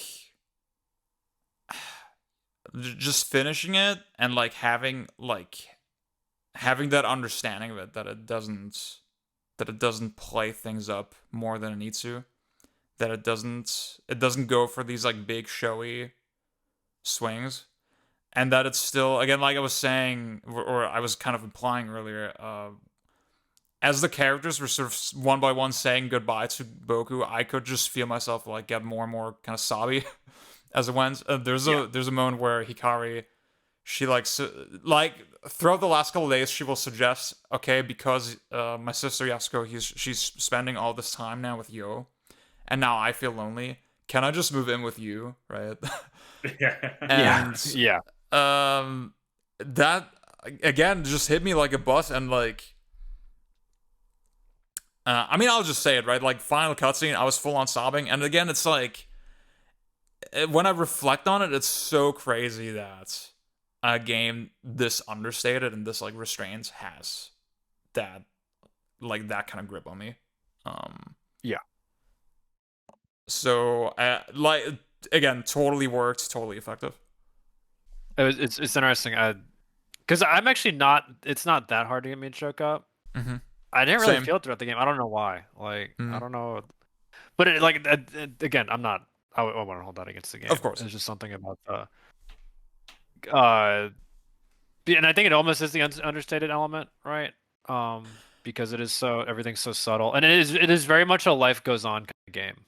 Yeah. Right. And that is, I think, almost like the saddest part of Hikari is not what they show. Like they show her loneliness on screen in those moments, but it's sort of like when you sort of look at her versus her older sister, it's like, oh, she still has so much like pain left to live, right? Mm-hmm. Especially in like her relationship with her mother, which is very naive, right? And at some point, she's going to have to sit and reckon with the pain that her mother has wrought. Yeah, it's not going to be like my mother's so cool because she's tall, right? Yeah. I didn't think about that. That's a very good point. Awful. Yeah. What a great line. That's a great scene where they like Hikari has to come to the boarding house to visit her mom because her mom won't go back home. Yeah, and it's like it is directly juxtaposed with, okay, you probably just talked to Yasuko and you know that her relationship is much more explicitly like contentious with her mother. Yeah. God, what a good fucking game! Holy shit. It's so fucking good. I guess maybe this is a good point to talk about Taniguchi for a second. So, he maybe it's a stretch to say like, oh, okay, every character. Well, I guess most of the characters, they have some kind of child parents thing going on, right? And then even with this older man Taniguchi, that is the case, right, where he basically reveals that his mother is sick and she could in her older age now, drastically improve her quality of life with the surgery. And there's a couple of people in the guest house very suspiciously kind of looking at him. And you kind of quickly realize, okay, he was behind a recent robbery of gold bars that you can actually find in the cave that Takashi fell in. And Boku never does anything with that, by the way. Like that was kind of strange. Yeah. Strange little thing. But yeah, like that also it resolves with the reveal that two of the guests that they seem kind of young and hip, but then it's real. Oh, they're actually a little older, and they both work with the authorities. They were here to wait for the perfect moments to apprehend Taniguchi, and then they do, and then that is kind of quietly resolved. Again, just kind of a weird, sad, little understated arc. Yeah, it's sort of it's a strange one because I feel like for one it's more fantastical than the other arcs, other than and it's fantastical in sort of like a pulpy kind of way compared to the sick patient one, which is again ethereal, right? And it's funny because they sort of get yanked into like Boku can't comprehend what's going on, and for once he sort of yanks everyone into his weird like fantasy about what's going on. And the game is, I think, a little bit it's sort of hard to I think grasp how much of it is genuine on their part, especially with like Yoshika and Toshida, who like how much of their attraction is just sort of feigned for Boku's amusement is difficult to because also I mean like not to sound weird, but I could totally get like especially if Yoshida is an older man, like because I sort of got the vibe that Yoshika's maybe like early to mid 20s, right? And then Yoshida's probably about 10 years older. Like if he's like camping out on the beach with this hot younger woman, he probably was like, damn, I would hit, right? Like, especially in the 70s, and so it's hard to tell whether he's like saying, "Oh, I have a crush on like Yoshika," just so Boku can sort of like like titter and run back and like run a little circle and act cute, right? But it is funny that like they're very obviously like in this important case, and like Yoshika's sort of like trying to warn like Boku, like, hey, stay away from this dude Taniguchi. He's not a good dude, and etc. And eventually the conversations just devolve into this romance thing, and like sort of this wistful, like, have I met the guy for me? Blah blah blah blah blah. Which you can sort of see with Yoshika as well, because she spends a bunch of time flirting with Simon in the, I guess, which also is the very funny reveal at the end where it's like, oh yeah, actually, Simon and Nagase get engaged. The Nagase being the nurse at the clinic. Which you can sort. That's another thing where it's like it's very hard to tell how long they knew each other beforehand. Yeah. Because it is sort of obvious that they're dating. At least it was to me. Like, but there's also like Nagase doesn't show up very often. And when you talk to her at lunch, when she starts showing up to lunch, it's sort of I miss like so much she of doesn't that. talk a lot. Yeah. She doesn't say that much. That's like out of the ordinary, right? That's a very weird like little subplot. But yeah, just like the constellation relationships between all of them is like that feels like there's so much of it for the other characters where Boku is like the blank wall that they can just spit their inner monologue at. And then for those all of those characters, it actually does feel like you're a little kid and you don't really know what's going on because it's so obfuscated. And they seem to be purposely like fucking around with you a little bit. Yeah. And then the fact that the game is able to hold those two in contention, and also when I wrote the review that I did, I made it sort of sounds like I feel like Boku is sort of like an avatar and a probe is the word I used into these people's lives. But with those characters, it actually feels like he is like a little kid. And I feel like it makes the other sections also feel like he's just a little kid and not like and not this magical probe, right? It is sort of a weird effect it has on the other arcs by setting up these particular ones in a different way towards the end of the game. I don't want to like annoyingly harp on this idea too much, but I think again with Taniguchi, you see, because Pang, what you were saying earlier about Yoshika telling Boku to stay away from Taniguchi. That's again, if you're like a jaded adult and you're looking sort of at just the material reality of life, blah, blah, blah, it might be easy to just be like, yeah, this is a bad guy, stay away from him. Whereas, again, because Boku is a child, because Taniguchi feels that, he has nothing to worry about, right? He can open up to this kid a little bit. That's when you understand the humanity of someone in his position, and where he where you basically get an opportunity to see, okay, why would somebody be in the situation, put themselves in the situation. I would say, like, I'm not gonna say that's like a super profound example of that, or reconciliation with that type of character, right? But again, it just fits the overall theme very well still. Yeah. I did want to briefly ask, because the vibe I got from the like Taniguchi, like the heist part of it, is that someone else put the gold bars there, and then they waited a bit, and then they are sending Taniguchi in to sort of like quietly retrieve it. Okay. Did anyone else? I guess what were people's opinions on what was actually going on there? I mean, I assumed it was Taniguchi himself who robbed the bank. I don't know. I don't. It doesn't give you a ton to go off of in that regard. I'm not sure.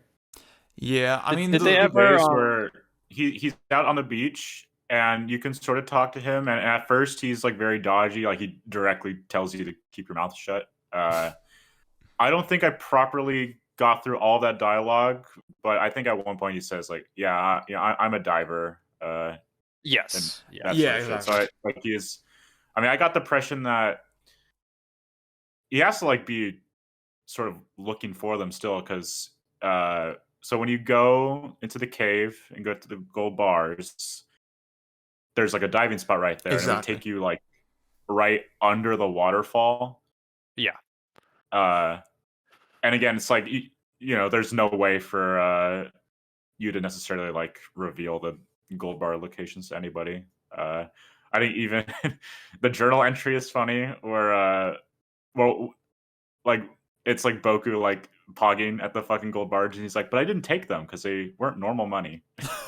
Yeah, literally.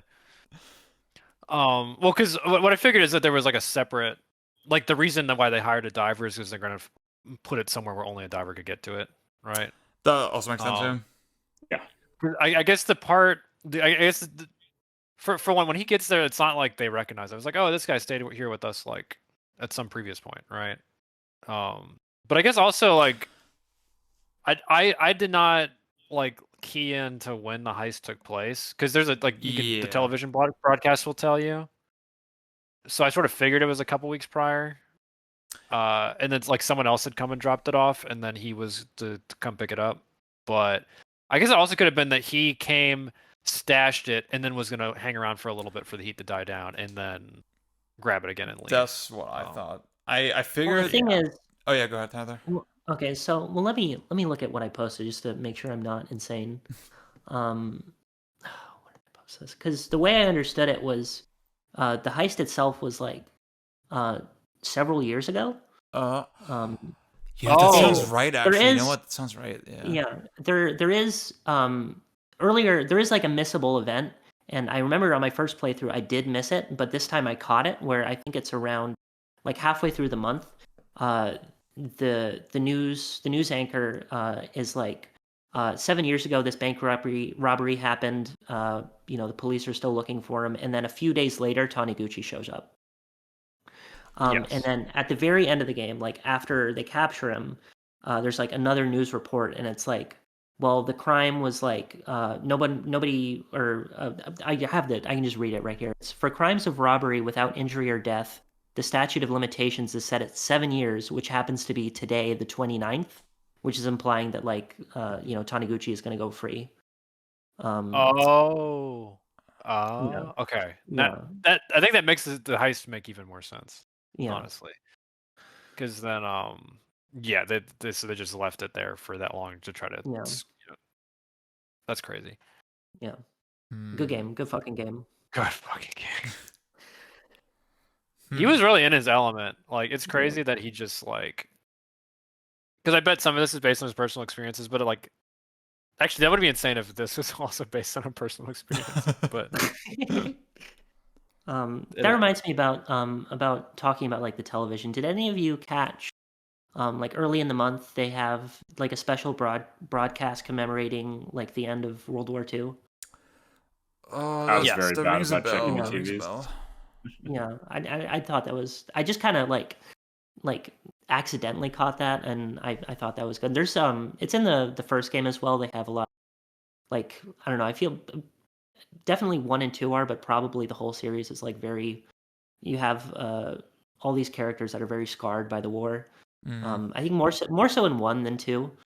That was something I thought was interesting. I did want to mention just about the gold bars. I know on my first playthrough, it was initially very, very frustrating that you cannot do anything with them. You cannot, like at that point, like Yoshika is like working with the authorities, and but there's nothing you can't just be like, hey, I found I crime, I did it, and I thought it was frustrating, but I do think it's really, really great.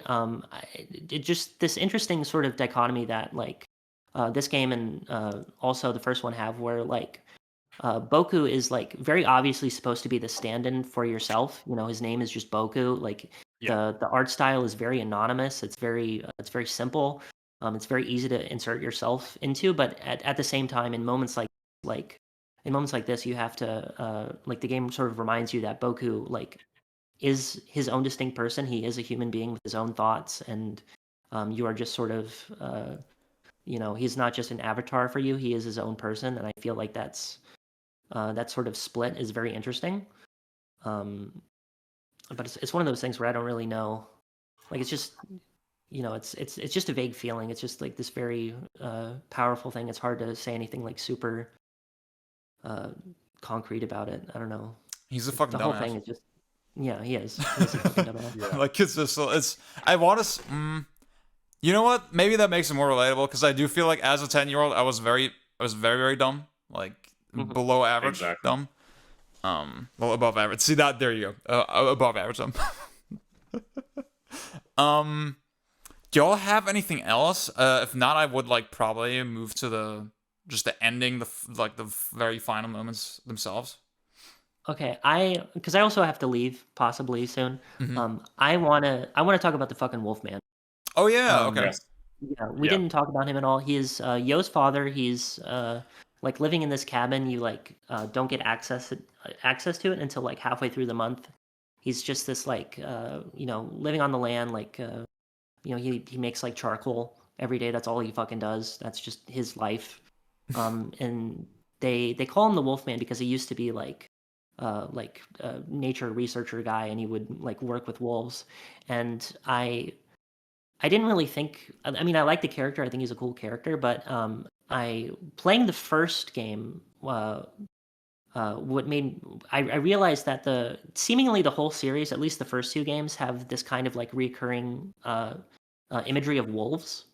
Okay. In the first game, you have a character you meet, Sayori, who is like a college student who's like camping out in the woods trying to find proof of the Japanese wolf, because I did not know this until I played that the actual native Japanese wolf population is extinct, and has been extinct since the early 1900s. Oh wow. Okay. And in Boku 1, you have Sayori is like she like swears that she had this encounter with a wolf as a child, and now she's sort of dedicating herself to like prove that it's still out there. And the wolf is like this like clear stand-in of like I don't know, humanity's like destruction of nature, this conflict between us and the natural world. And in Boku 1, like Sayori doesn't find anything about the wolf, but like Boku has a few encounters with like a wolf spirit, and it's like I guess just like him as like this childish, this innocence is like he's able to communicate with the natural world in that way. Yeah. And it sort of it's definitely a lot different in Boku 2, but it made me appreciate the Wolfman as a character a lot more, because his whole arc is he's eventually, like towards the very end of the game, you find out that the reason he stopped like quit working or like working out in nature and trying to working with wolves was there was this one encounter where he was chasing after one, I guess presumably just like trying to prove that it was still out there, and he ends up accidentally chasing it off a cliff, and it dies, and I guess like out of penance, he just like quits his job and just becomes like the charcoal guy, and he just like that's his whole life now, and like a return to like simple living, and just living on his own in the woods. And there's like a specific line that I wrote down because it's so fucking good, where he's talking about like the split between like humans and wolves, and like he's talking about the idea of like humans and wolves inhabiting different worlds, and he says, how can I put it? It's like there's too great a divide between ourselves and the world we inhabit. And that line just like really fucking struck me. And later on, there's like there's one day, like maybe the next day after that, you try to visit him at the cabin. He's not there, and Boku hears a wolf howl, and his like immediate assumption is like, oh, so he turned into a wolf. And I love that conclusion to the arc because at once it's incredibly funny, but it's like very poetic, and I feel like also like true to the character. And this like the wolf in these games as a symbol of like I don't know, just harmony with the natural world, and this sort of sadness about like what we've wrought and what we've taken away. I don't know. It's a lot. It's a lot. I love it so much. I think even in general, there are like other facets of the game that are really exploring that idea more in the sense of like the future of the town, because especially with the boatman, he talks a lot about how the upcoming construction of the highways will affect his job. And there's some other characters like the grandpa. He sort of reminisces about what the town used to be. And I think at one point he asks Boku, or like in the conversation, he asks himself like, what will happen to the like countryside. So there's definitely that sort of facet elsewhere. And that struck me as interesting. Yeah. This is so strange because like when I was interacting with the Wolfman, I think the final interaction that I had with him, it felt sort of I don't quite remember what it was, but it felt like, okay, he just goes away and then you don't see him again. I think Boku like writes about it in the journal. But I didn't actually get all that. I didn't get the part where he reveals that.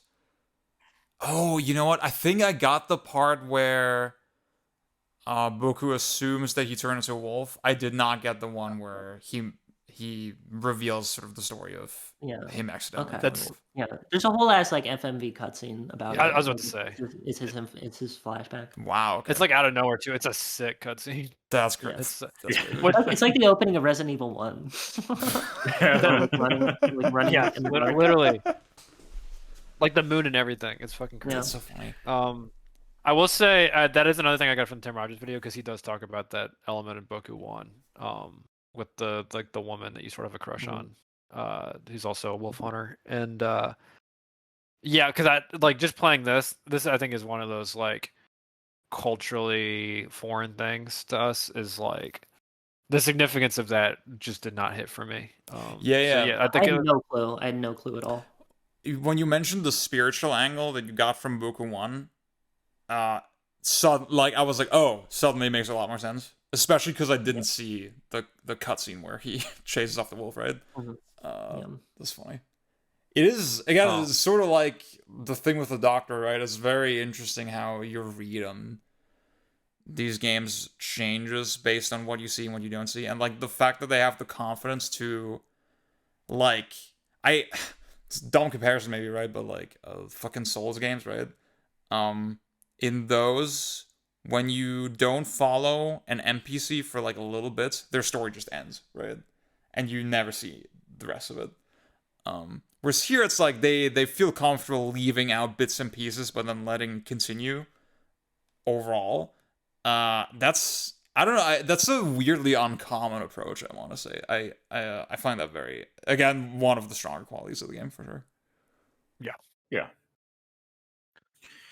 Did anyone get is this very specific interaction with the grandpa like a day or two after the 14th? And the 14th is when he is in the room having a conversation with his wife. You can go there in the evening again, and it's just him, and you talk to him, and he starts like asking himself if he's odd or crazy. It was definitely. Oh. I don't think I saw that one. Me neither. Nice. I Wait, think sorry, it's literally. Which character was this? It's the grandpa. Yeah, no, I don't think I got that at all. That's right. I think it's literally just a one-off thing because apart from that, the room stays empty up until the whatever day your brother's finally born, and the wife comes back there and she like talks very cryptically and she's like, "Congratulations, you're a new brother." No way. What? And she just disappears. That part was so Boku fucking just, awesome. That made me really emotional. Yeah. And then Boku does this classic thing where he just looks at the camera and goes, "Okay." He's low IQ. I need to pull the calipers out for his giant bubble head. Dude, I'm so mad I missed everything relating to the wife. I think I need to do the speedrun. Yeah. It's true. Okay. Did y'all get Wolfman down in Yo's house? I did not. I did not. No. No. He does show up there.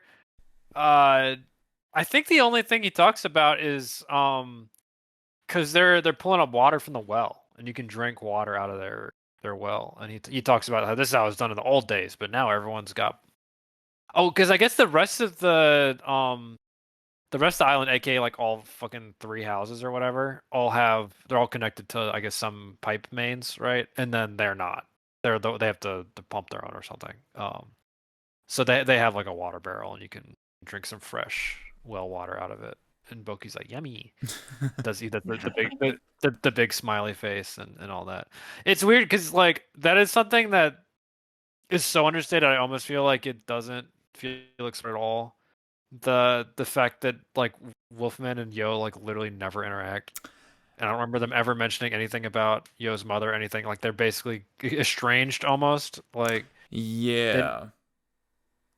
But it sort of gets, I think, swept away in so many other parental like interactions and sort of like through lines.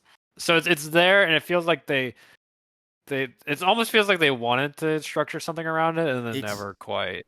They never dropped it in. That's why I had that moment of hesitation earlier, right, where I was thinking, okay, basically every single character has like some kind of parent-child relationship, and in that moment when I said that, I remembered, oh, Yo and the Wolfman also have that, but like that's the one case where it barely matters, kind of. Yeah. And it almost feels like, okay, just for the sake of like comprehensiveness, okay, they're also in a parent-child relationship, but like basically it doesn't matter, right?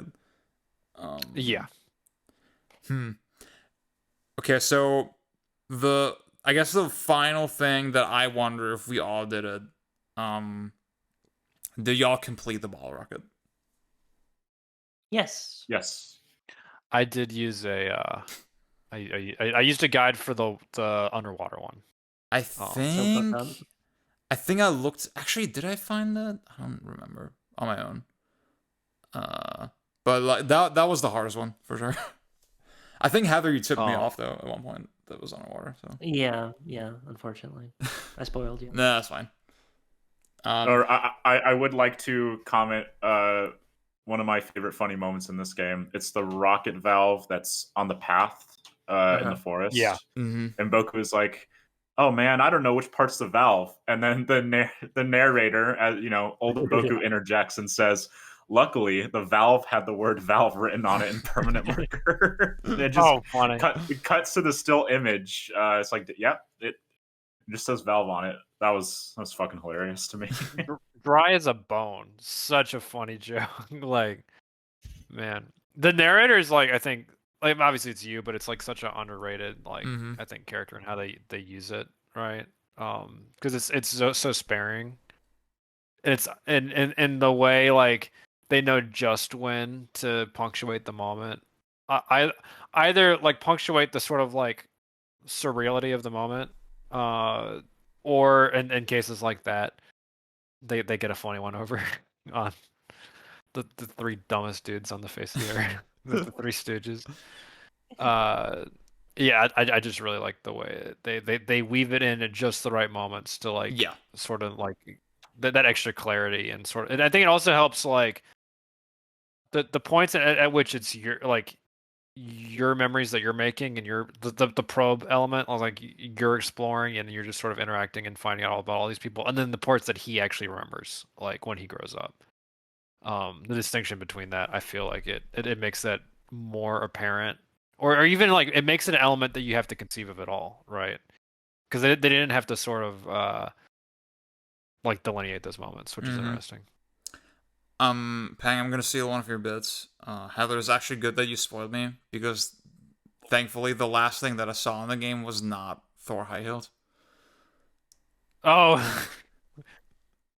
So for those who don't know, basically if you complete the bottle rocket, you get to see it fly all the way into space. Then the credits roll. And because this is the translated version, we have special like backer credits as well with like Patreon backers of Hilltop, the guy in the group that translated the game. And that like again, I think we all have the funny moment. Oh, Thor High Heels is in the Patreon backers. That's funny. And then after like, that, she's the final one. She's like the fucking she's awesome. final one. Yeah. Thank you for paying to make this game. And then the last thing you see after that is holy shit, the bottle rocket makes it all the way to the moon. And it has your name written on it in permanent marker. Yeah. So beautiful. Now, the thing I really was wondering with the ending, and I had the Tim Rogers video on the first game in the back of my mind as well when I thought about this, is, okay, how much can change about the ending based on your actions? Because I got the distinct sense that there, for example, is a chance that you don't get Yo and Yasuko, sorry, back together. Like, I would assume to most players that doesn't happen, but like it seems like that has to be possible, right? I guess so. And like, I really wonder how, like, that feels like it would change the tone of the ending kind of dramatically, yeah. I mean, I honestly have not looked up like the different endings because I feel like, in a way, I feel like that would be wrong to do so. Like, I get the ending that I get, and if there's anything else, it's not for me to see it. You know. Shit. See, now I'm mad that Alan couldn't make it because I mean, he wanted to do the sociopath playthrough. Dude, maybe the what playthrough? The sociopath playthrough. Yes. Yeah. Yeah. Okay, see, I think maybe this will be the impetus to ask him. Maybe if I talk to him after this, like, hey, we got on the mic, and then he can tell me specifically, okay, what was your experience with that, and I'll cut that in. This is a mental note to do that for me. I guess the other thing I was surprised by is that the first game famously has actually very complicated kind of ending system where there's all these like little hidden requirements that you may or may not fulfill throughout the game, and then that determines Boku's future. You basically get a flash forward where you see, okay, what became of older Boku, what path in life did he kind of go down? Did he go down kind of a creative path or sort of the workman path, whatever? And I was surprised that that's not a thing in Boku 2 at all. I kind of expected it to be.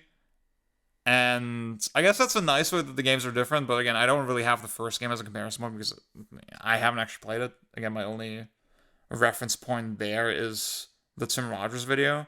Heather, do you have thoughts on that maybe, as someone who's played both? I mean, like I said, I haven't looked into a lot of like, I don't know exactly how Boku 2 calculates endings. I don't know how many endings there are. So I unfortunately can't really. I don't have a whole lot to say. I got I did get when I did finish Boku 1, I got the ending where he becomes a potter like his uncle, and I don't know. I feel like I kind of prefer how you don't really get that same kind of epilogue. Like it doesn't tell you oh this is what happened in the future. I kind of Yeah. I don't know. I don't want to make too many assumptions as someone who hasn't played the first game. That seems like the way that game works seems like a very valid approach. And like again, I sort of set myself up that will be a similar thing in 2, right? And I was like, oh, okay, like I kind of wish I had that. But now when I think about it, it's like, okay, there's something. I guess with 2 again, it highlights the understated nature of it. It feels like maybe a little cheesy to say that the summer was so profound that it dictated like Boku's entire path in life from that point forward, right? The way that Boku 1 seems to imply.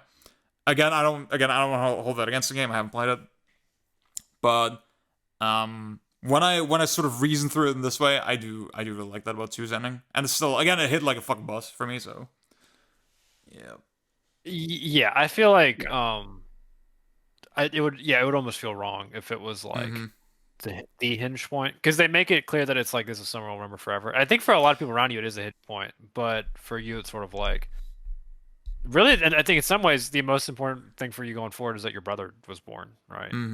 Like and I guess you've also formed this friendship with Takeshi and Shigeru that I'm sure will, like those kinds of cousin relationships like do like perpetually like continue into older age, right? Even when random friends sort of fall apart, because you still have that family connection, right? I mean, I think your uncle talks about like seeing you be born, right? Yeah. Like there's a blood tie there that can't really like get past, but yeah, it would feel weird if it was like here's what happened afterward based on the choices you made, and maybe this is like the part of the Tim Rogers video I missed, or maybe where he gets sort of into like the crazy like, am I ruining the game by sort of gaming it and blah blah blah blah blah. Like there's some culpability on their part by making it gamey, right? Almost in like the Silent Hill 2 kind of way, right? Where and I think the way Silent Hill 2 handles it is pretty good, but then it's very like non-complex. It's not even really it's supposed to be sort of like there's an initial ending you get, and then if you act in very specific ways on subsequent playthroughs, then you'll probably get one of the other endings. But having that not be a thing here, I did notice that I think I read one of the guides and it indicated that there's some ending stuff that it basically depends on how many of the events you met, which is to say that if you have a day where you get a nothing special happened, but it was great anyway, then that's basically you miss out on a point that you would get otherwise. Ooh, okay. I had 2 of those. And if you, well, it's like if you get like 15, wow, then you get okay. like the yeah. If you literally are a fucking bum, if you go Shinmu style and like make a mod that lets you like play your Sega Saturn in the living room for the entire summer, then you get that ending. Otherwise, sorry, I got so distracted because Brock Purdy threw a crazy pick. Oh my god.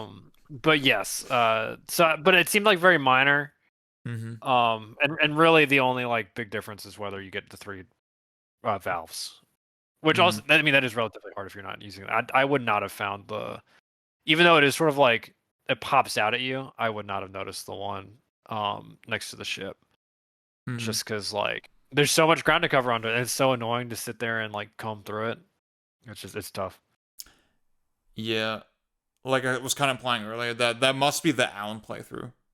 With you're a bum, you missed 15 days. I need to ask him about that. Yeah, I just remembered a line that had a pretty deep effect on me when I played it. Basically, on the final day before Boku's departure, they have a little fire at the beach, and then you talk to your aunt, and Boku has sort of a moment where I think she says, I almost wish you could join our little family. And Yeah. you can tell that Boku is like reflexively kind of into the idea, and then he feels bad Yes. when he remembers that, you know, his family is still home, right? And specifically his mother gets mentioned. And I think doesn't he say a line, and then the narration basically reveals he's like, but I actually didn't say that because I felt bad. yeah, Like exactly, something along- exactly. Yeah, and yeah, then even though he didn't say it, then his aunt clocks him anyway, right? She knows exactly what he thought. And like it's like such a rapid sequence of emotions where I thought, oh my god, yes, the summer again, it shows you the summer was very profound for him. It was like something that affected him very deeply, and where he forged like ties that are gonna be very meaningful for him. Yeah. And it says that without sort of rubbing it in your face, like in Boku 1 in this like very explicit way. Yeah. And you know, while also immediately juxtaposing with this idea that okay, you can only be one place at a time, right? And you can't inevitably somewhere you make a compromise and somewhere relationships drift apart. And again, I think it couches all the events and all the relationships in this uncertainty, right? Where again, we just talked about like Takashi, for example, and okay, that seems like something that like a relationship that would remain strong over many, many years, but like really you don't know, right? You really don't know. It's not something that is cleanly resolved, and the uncertainty of that is when you let it kind of linger, it does hit you very deep, you know? Yeah. Absolutely. God. Yeah. I could riff on this continually, but after criticizing Tim Rogers for putting out a 6-hour video, we are dangerously approaching that mark. Over 3 hours. This is gonna be like a 4-hour video. This is gonna be like the old ones. It's not gonna be as long as the Pikmin one, I don't think. Pikmin deserved it more. For a worse series. Literally. Oh man. There's only one good game in that series. It's a fucking handheld game. That's insane. I was gonna say it's Pikmin 3. Yeah, Pikmin 3 is the actual good game. Fuck Pikmin 1. It is really good. So okay. It's handheld if you play on the gamepad. So true. So fucking true. Does Wii Remote count? I mean, that's how I played it. My dick would count as a handheld. Let's be for fucking around now.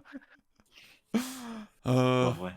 Okay, that's a good note to end on. Yeah. I'm so glad that I played this game.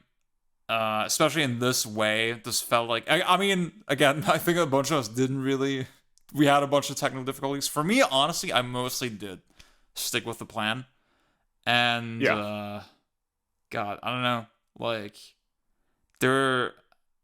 just the days after, there was like again, it's this weird mix of like it's not like anything fucking crazy happened at the end, right? Like, but it left me with this like both like this very deep satisfaction and also like a slightly hollow feeling like damn, what am I gonna do?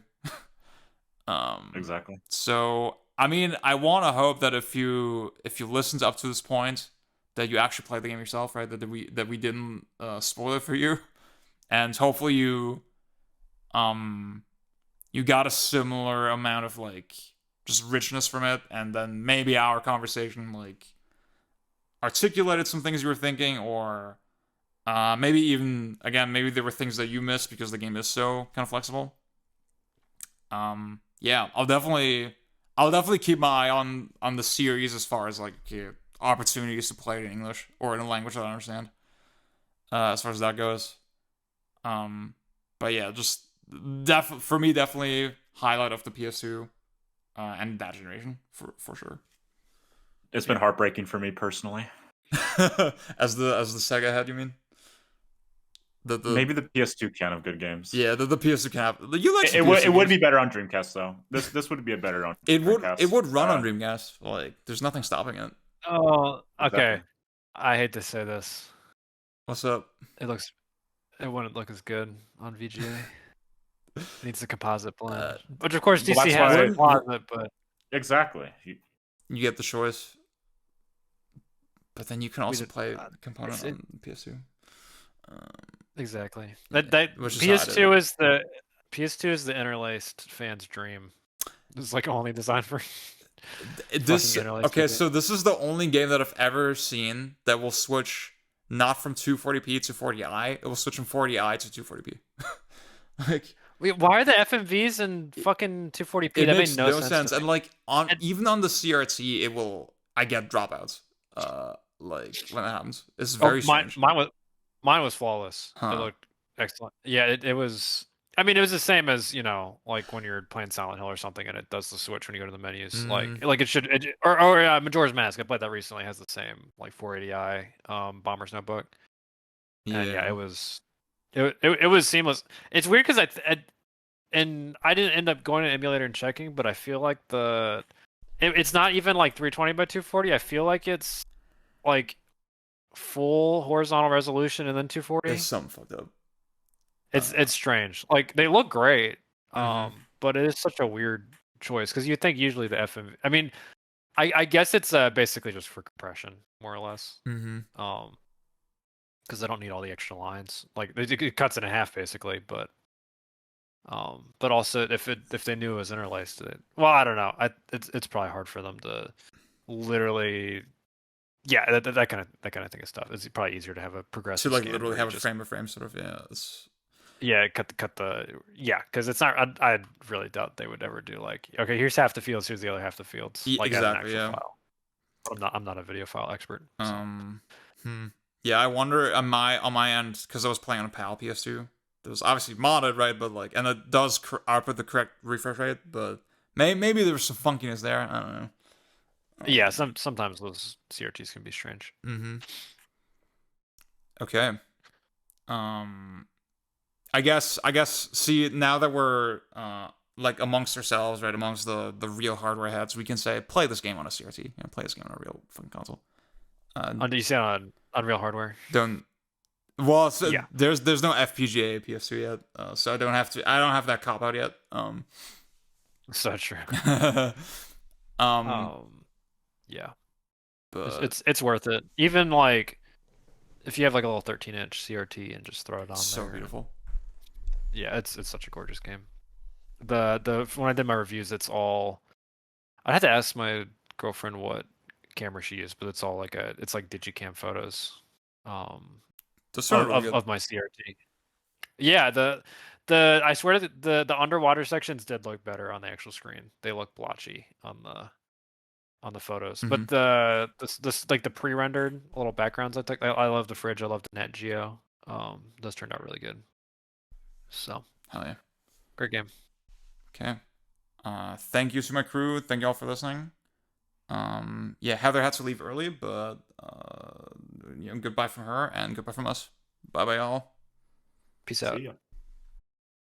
僕は見てる僕は見てる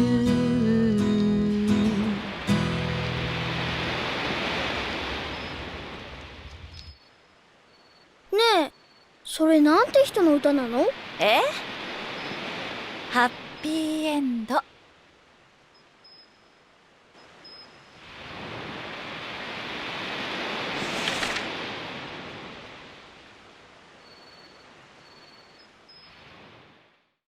Alan, I'm glad to get a hold of you today because you did some major.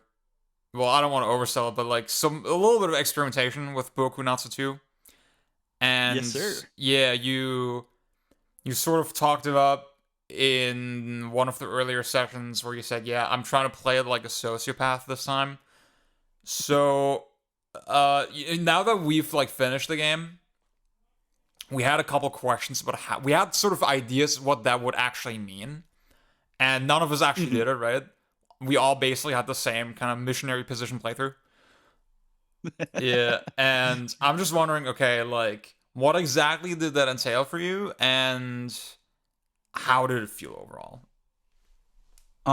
So It was a bit disappointing, actually, Mhm. is the way I would phrase it.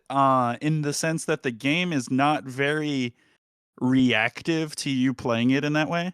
And by playing it in that way, specifically what I was doing is a kind of a mixture of avoiding things that I knew could happen and like making choices that like I guess the best way to think of it is sometimes at breakfast somebody will come in or a character will say something that's like flagging up something obvious for you to do that day. Yeah. It was rare I did that. And so I missed a lot of events, kind of trying to see if the game would try to push me back on track. Uh, and I think there were some changes, but the extent of them were small, and the ending does not really respond well to it at all, I guess is Huh. my observation. Okay. So I guess I'll dive into a specific thing because the ending is interesting in the sense that it very explicitly has Yo and I keep getting your name on Yosuka? The Yasuko, I think Yasuko. it God is. damn it, dude. I think I made the same mistake earlier. Yasuko. There's a Yasuko and a Yoshika, so it's Yeah. easy to. Yeah, god damn it. Okay. Yeah, so a big kind of plot thread is getting them back together and like rekindling their friendship. And they sit at the end of the game at the fire, right? And I think I want to imagine like you can you go the entire game without meeting Yo? Is that a thing? So I don't know if this happens on a normal playthrough, but on day, let's see, I took a note here. On day like 14 or something, Yo walks into the kitchen, while y'all are Oh. having breakfast. Okay. And he kind of like sets up that he exists. Oh. Shigeru and Takeshi, and I think even your auntie and uncle will mention him occasionally. Yes. But he just walks in and says like, "Oh, I'm gonna do another rocket shooting." And even the day that the second shooting, the first one happens the day I think you come to the island. Yeah. The second one, you get dragged to that whether you've actually gone and interacted with him or not. Uh, Also, he is present in the ending, and he will just talk to Yasuko like you've been eavesdropping on their conversations the whole time, anyways. No way. What? Huh. Yeah, so Okay. like they have the thing about the phrase they didn't remember to say, or like something they used to say to each other. I think it was. Huh. And they full on have that conversation, even though in my playthrough I saw nothing about that ever. Huh. Oh. That's really interesting.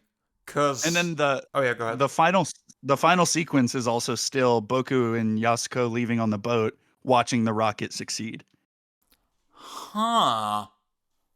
Wow. Okay, that's really surprising. Yeah, I was pretty shocked as well. I have a lot of thoughts on that. Cause the thing is when you maybe to refresh you, right? Because you haven't like actively pursued it. Yeah. Like normally the way it plays out is that okay, you meet up with Yo and like you talk to him a lot, and then you sort of plant this idea in his head that he should hang out with Yasuko again. And then he sets this he comes up with this idea, okay, that day I'll go, right? Whether you come with me or not.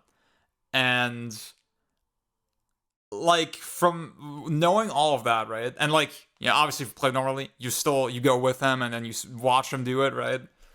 But knowing all of that, it doesn't feel unlikely that he would eventually try this on his own, right? Yeah. And I mean, in a narrative sense, it's like one conclusion that we kind of came to is that we kind of liked that the game doesn't place too much importance on Boku's involvement in the story. They don't really like romanticize it in this cheesy way. I was struck with the sense, the scene is I think you're sitting out by the campfire, and Yoshika has the guitar, and that's when Yasuko and Yo have their conversation. And I was struck with the sense that I was a kid who just happened to be present while something else happened. Uh, like I have distinct memories of like older cousins and stuff talking, and me just not understanding any of the context as like a kid. Which like this is something the game does intentionally in other places as well. With the whole, especially with the whole Yoshika subplot. Yeah, for sure. I will say, outside of Yasuko and Yo's like stuff there at the end, the game makes you do remarkably little. You catch the very end of the Yoshika thing, like when they're taking Taniguchi away. Yeah. You're forced to see that. You're forced to go see your uncle save Takeshi after he falls down the hole. Okay. I think those were like maybe the only scenes I was forced to see. Huh. I never interacted with the clinic hardly ever. Huh.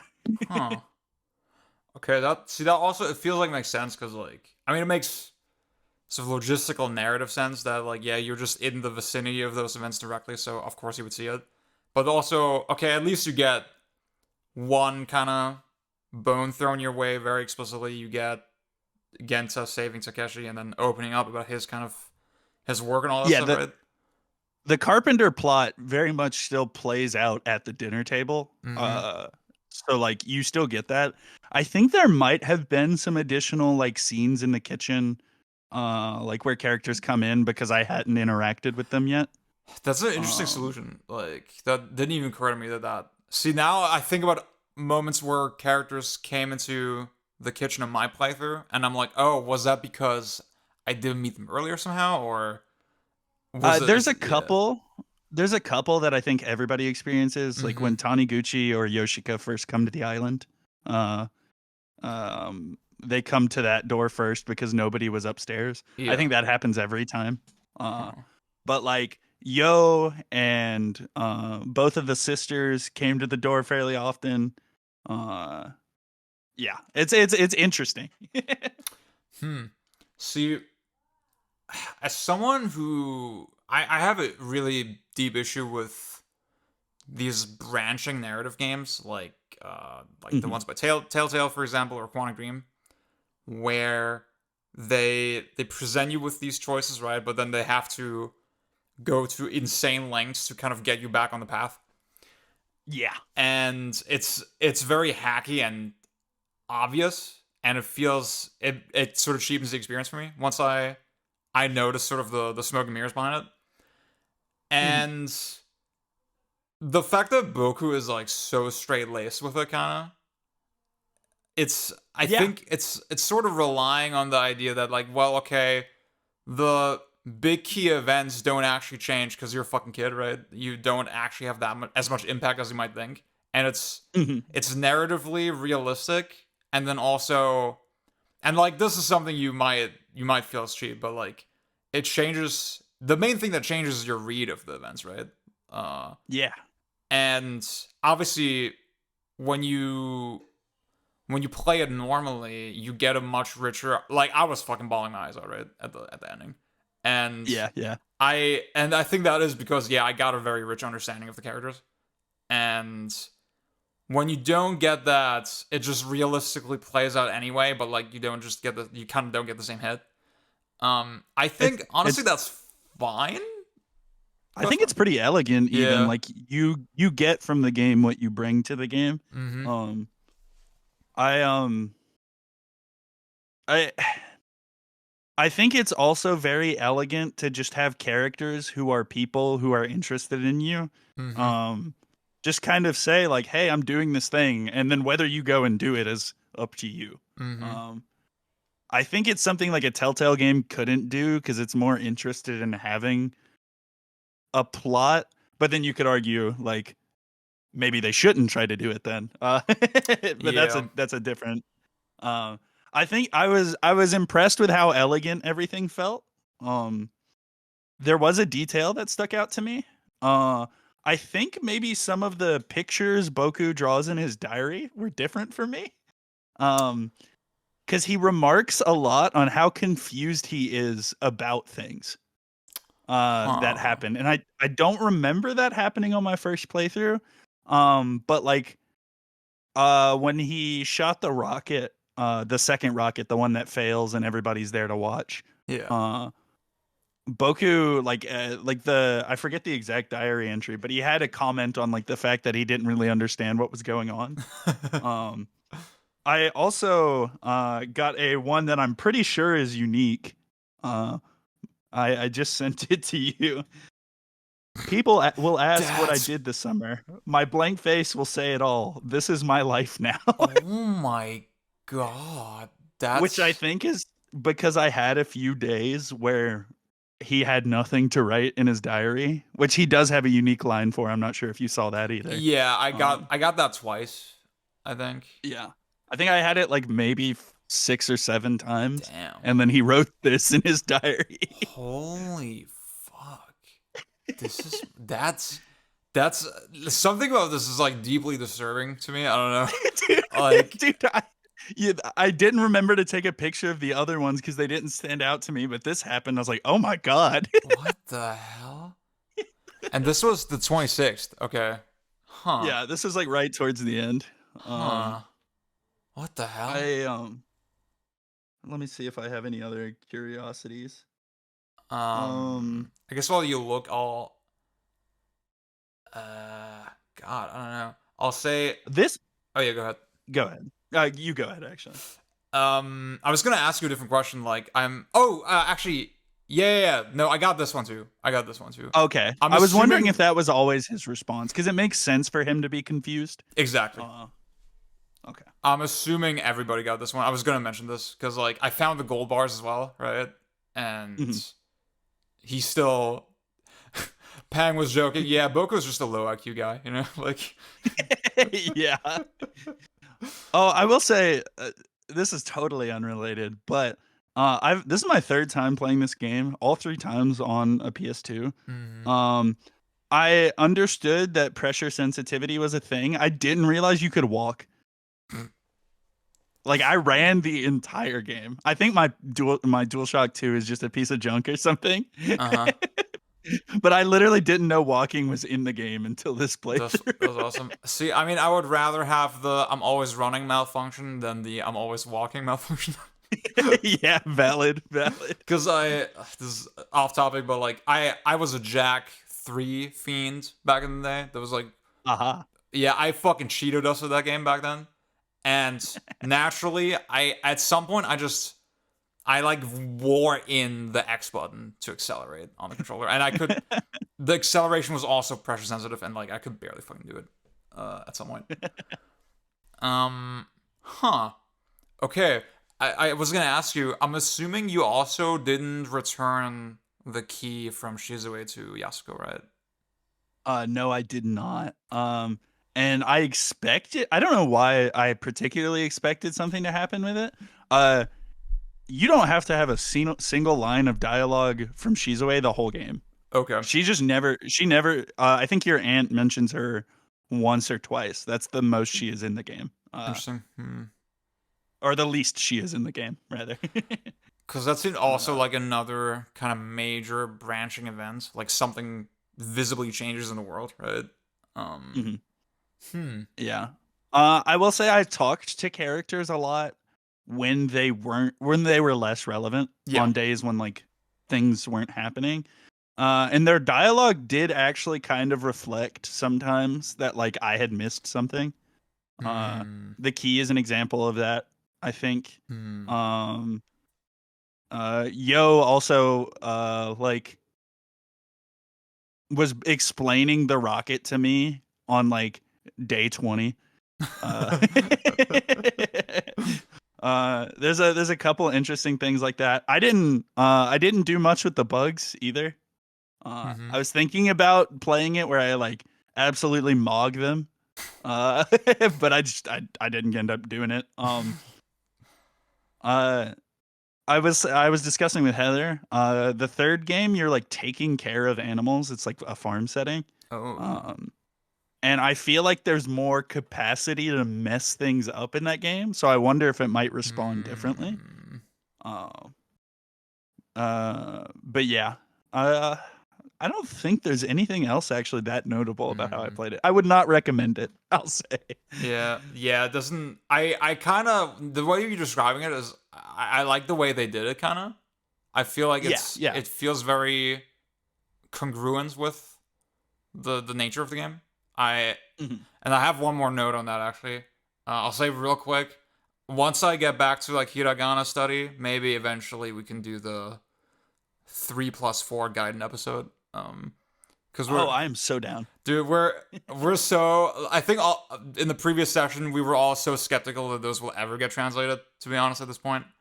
There's a fully translated Let's Play. Oh yeah, I actually know about that one. Yeah. How do you feel about the fact that they changed Boku's hair in the 4th game? So side parting. Yeah, I'm not a fan. as a guy with a natural side part. So yeah. My final note is that I'm curious how I feel about this. So based on my like experience with the Tim Rogers video from about the first game, I had this big expectation of the series that okay, in the first game you basically get a flash forward at the end where it shows what kind of became of Boku's life after this summer, based on like naturally his path in life changed like pretty significantly based on his actions that summer. And I was surprised to see that that's not a thing at all in 2. The only major thing they have at the end is like, yeah, okay, you can see the rocket make it to the moon, I think, as a little bonus post-credits thing. Which is cool. And the more I sort of stewed on it, and we kind of agreed on the podcast that, hey, somehow this actually feels more I don't know, profound, because like maybe it's even a little cheesy to say that like, oh, this one summer affected Boku's life so much that it changed his entire path later, right? And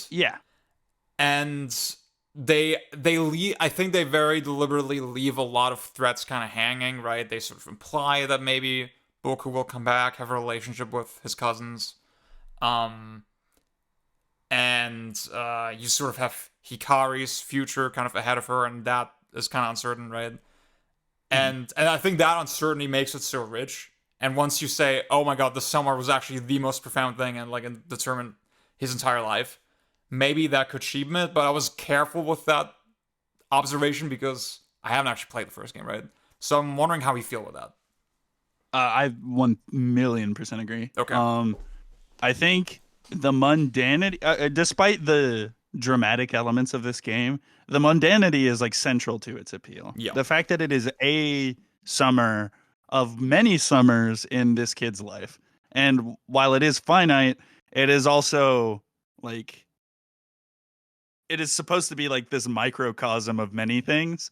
So I think trying to tie everything up and then especially like project importance onto it is it feels kind of corny. Yeah.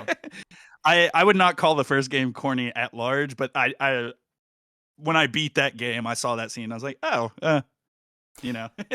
It feels almost like a different game. Yeah, like again, when I finished 2, I was like, huh, okay, there was no thing at the end. I was like in the moment I was like a little, I was like tearing up, right? I love the ending. And then I was like slightly disappointed. And then the more I thought about it, the more I was like, you know what? This actually, I feel like this makes the game better. Yeah. That it's so understated. I like that the most dramatic elements of this game. I guess there's the subplot with Yoshika. That's like pretty out there. But it feels like cartoony out there almost. Like in a childish way that I think works with the game. I think if it I guess I'm just agreeing with you that I don't really like if it was projected to have too much importance. Yeah, I'm still very excited to play the first game eventually. We also said on the podcast that seems like it should be pretty close English version at some point. Please. Yeah. Yeah. Thank you for taking the time to talk to me about this. I think this is very insightful. I think I wanted to say this and then just didn't get to because I had to miss the main episode. Hilltop's localization work for this game is absolutely phenomenal, fantastic. dude. You guys should all play this game this way. I think even if you are a native Japanese speaker, it's worth checking out this localization. There's tons of little stuff I love. Yeah. Obviously, on the podcast, we were lacking the frame of reference, but all of us were struck with this impression. Like, holy shit, this is like a very professional job, and like the prose in it is so natural and sweet and understated, and like one of the most incredible localizations, and like it just contributes to this feeling of like, wow, this is actually like a real writing, you know. This is a really they like actually wrote the video game, you know, like goddamn. Yeah, it's crazy.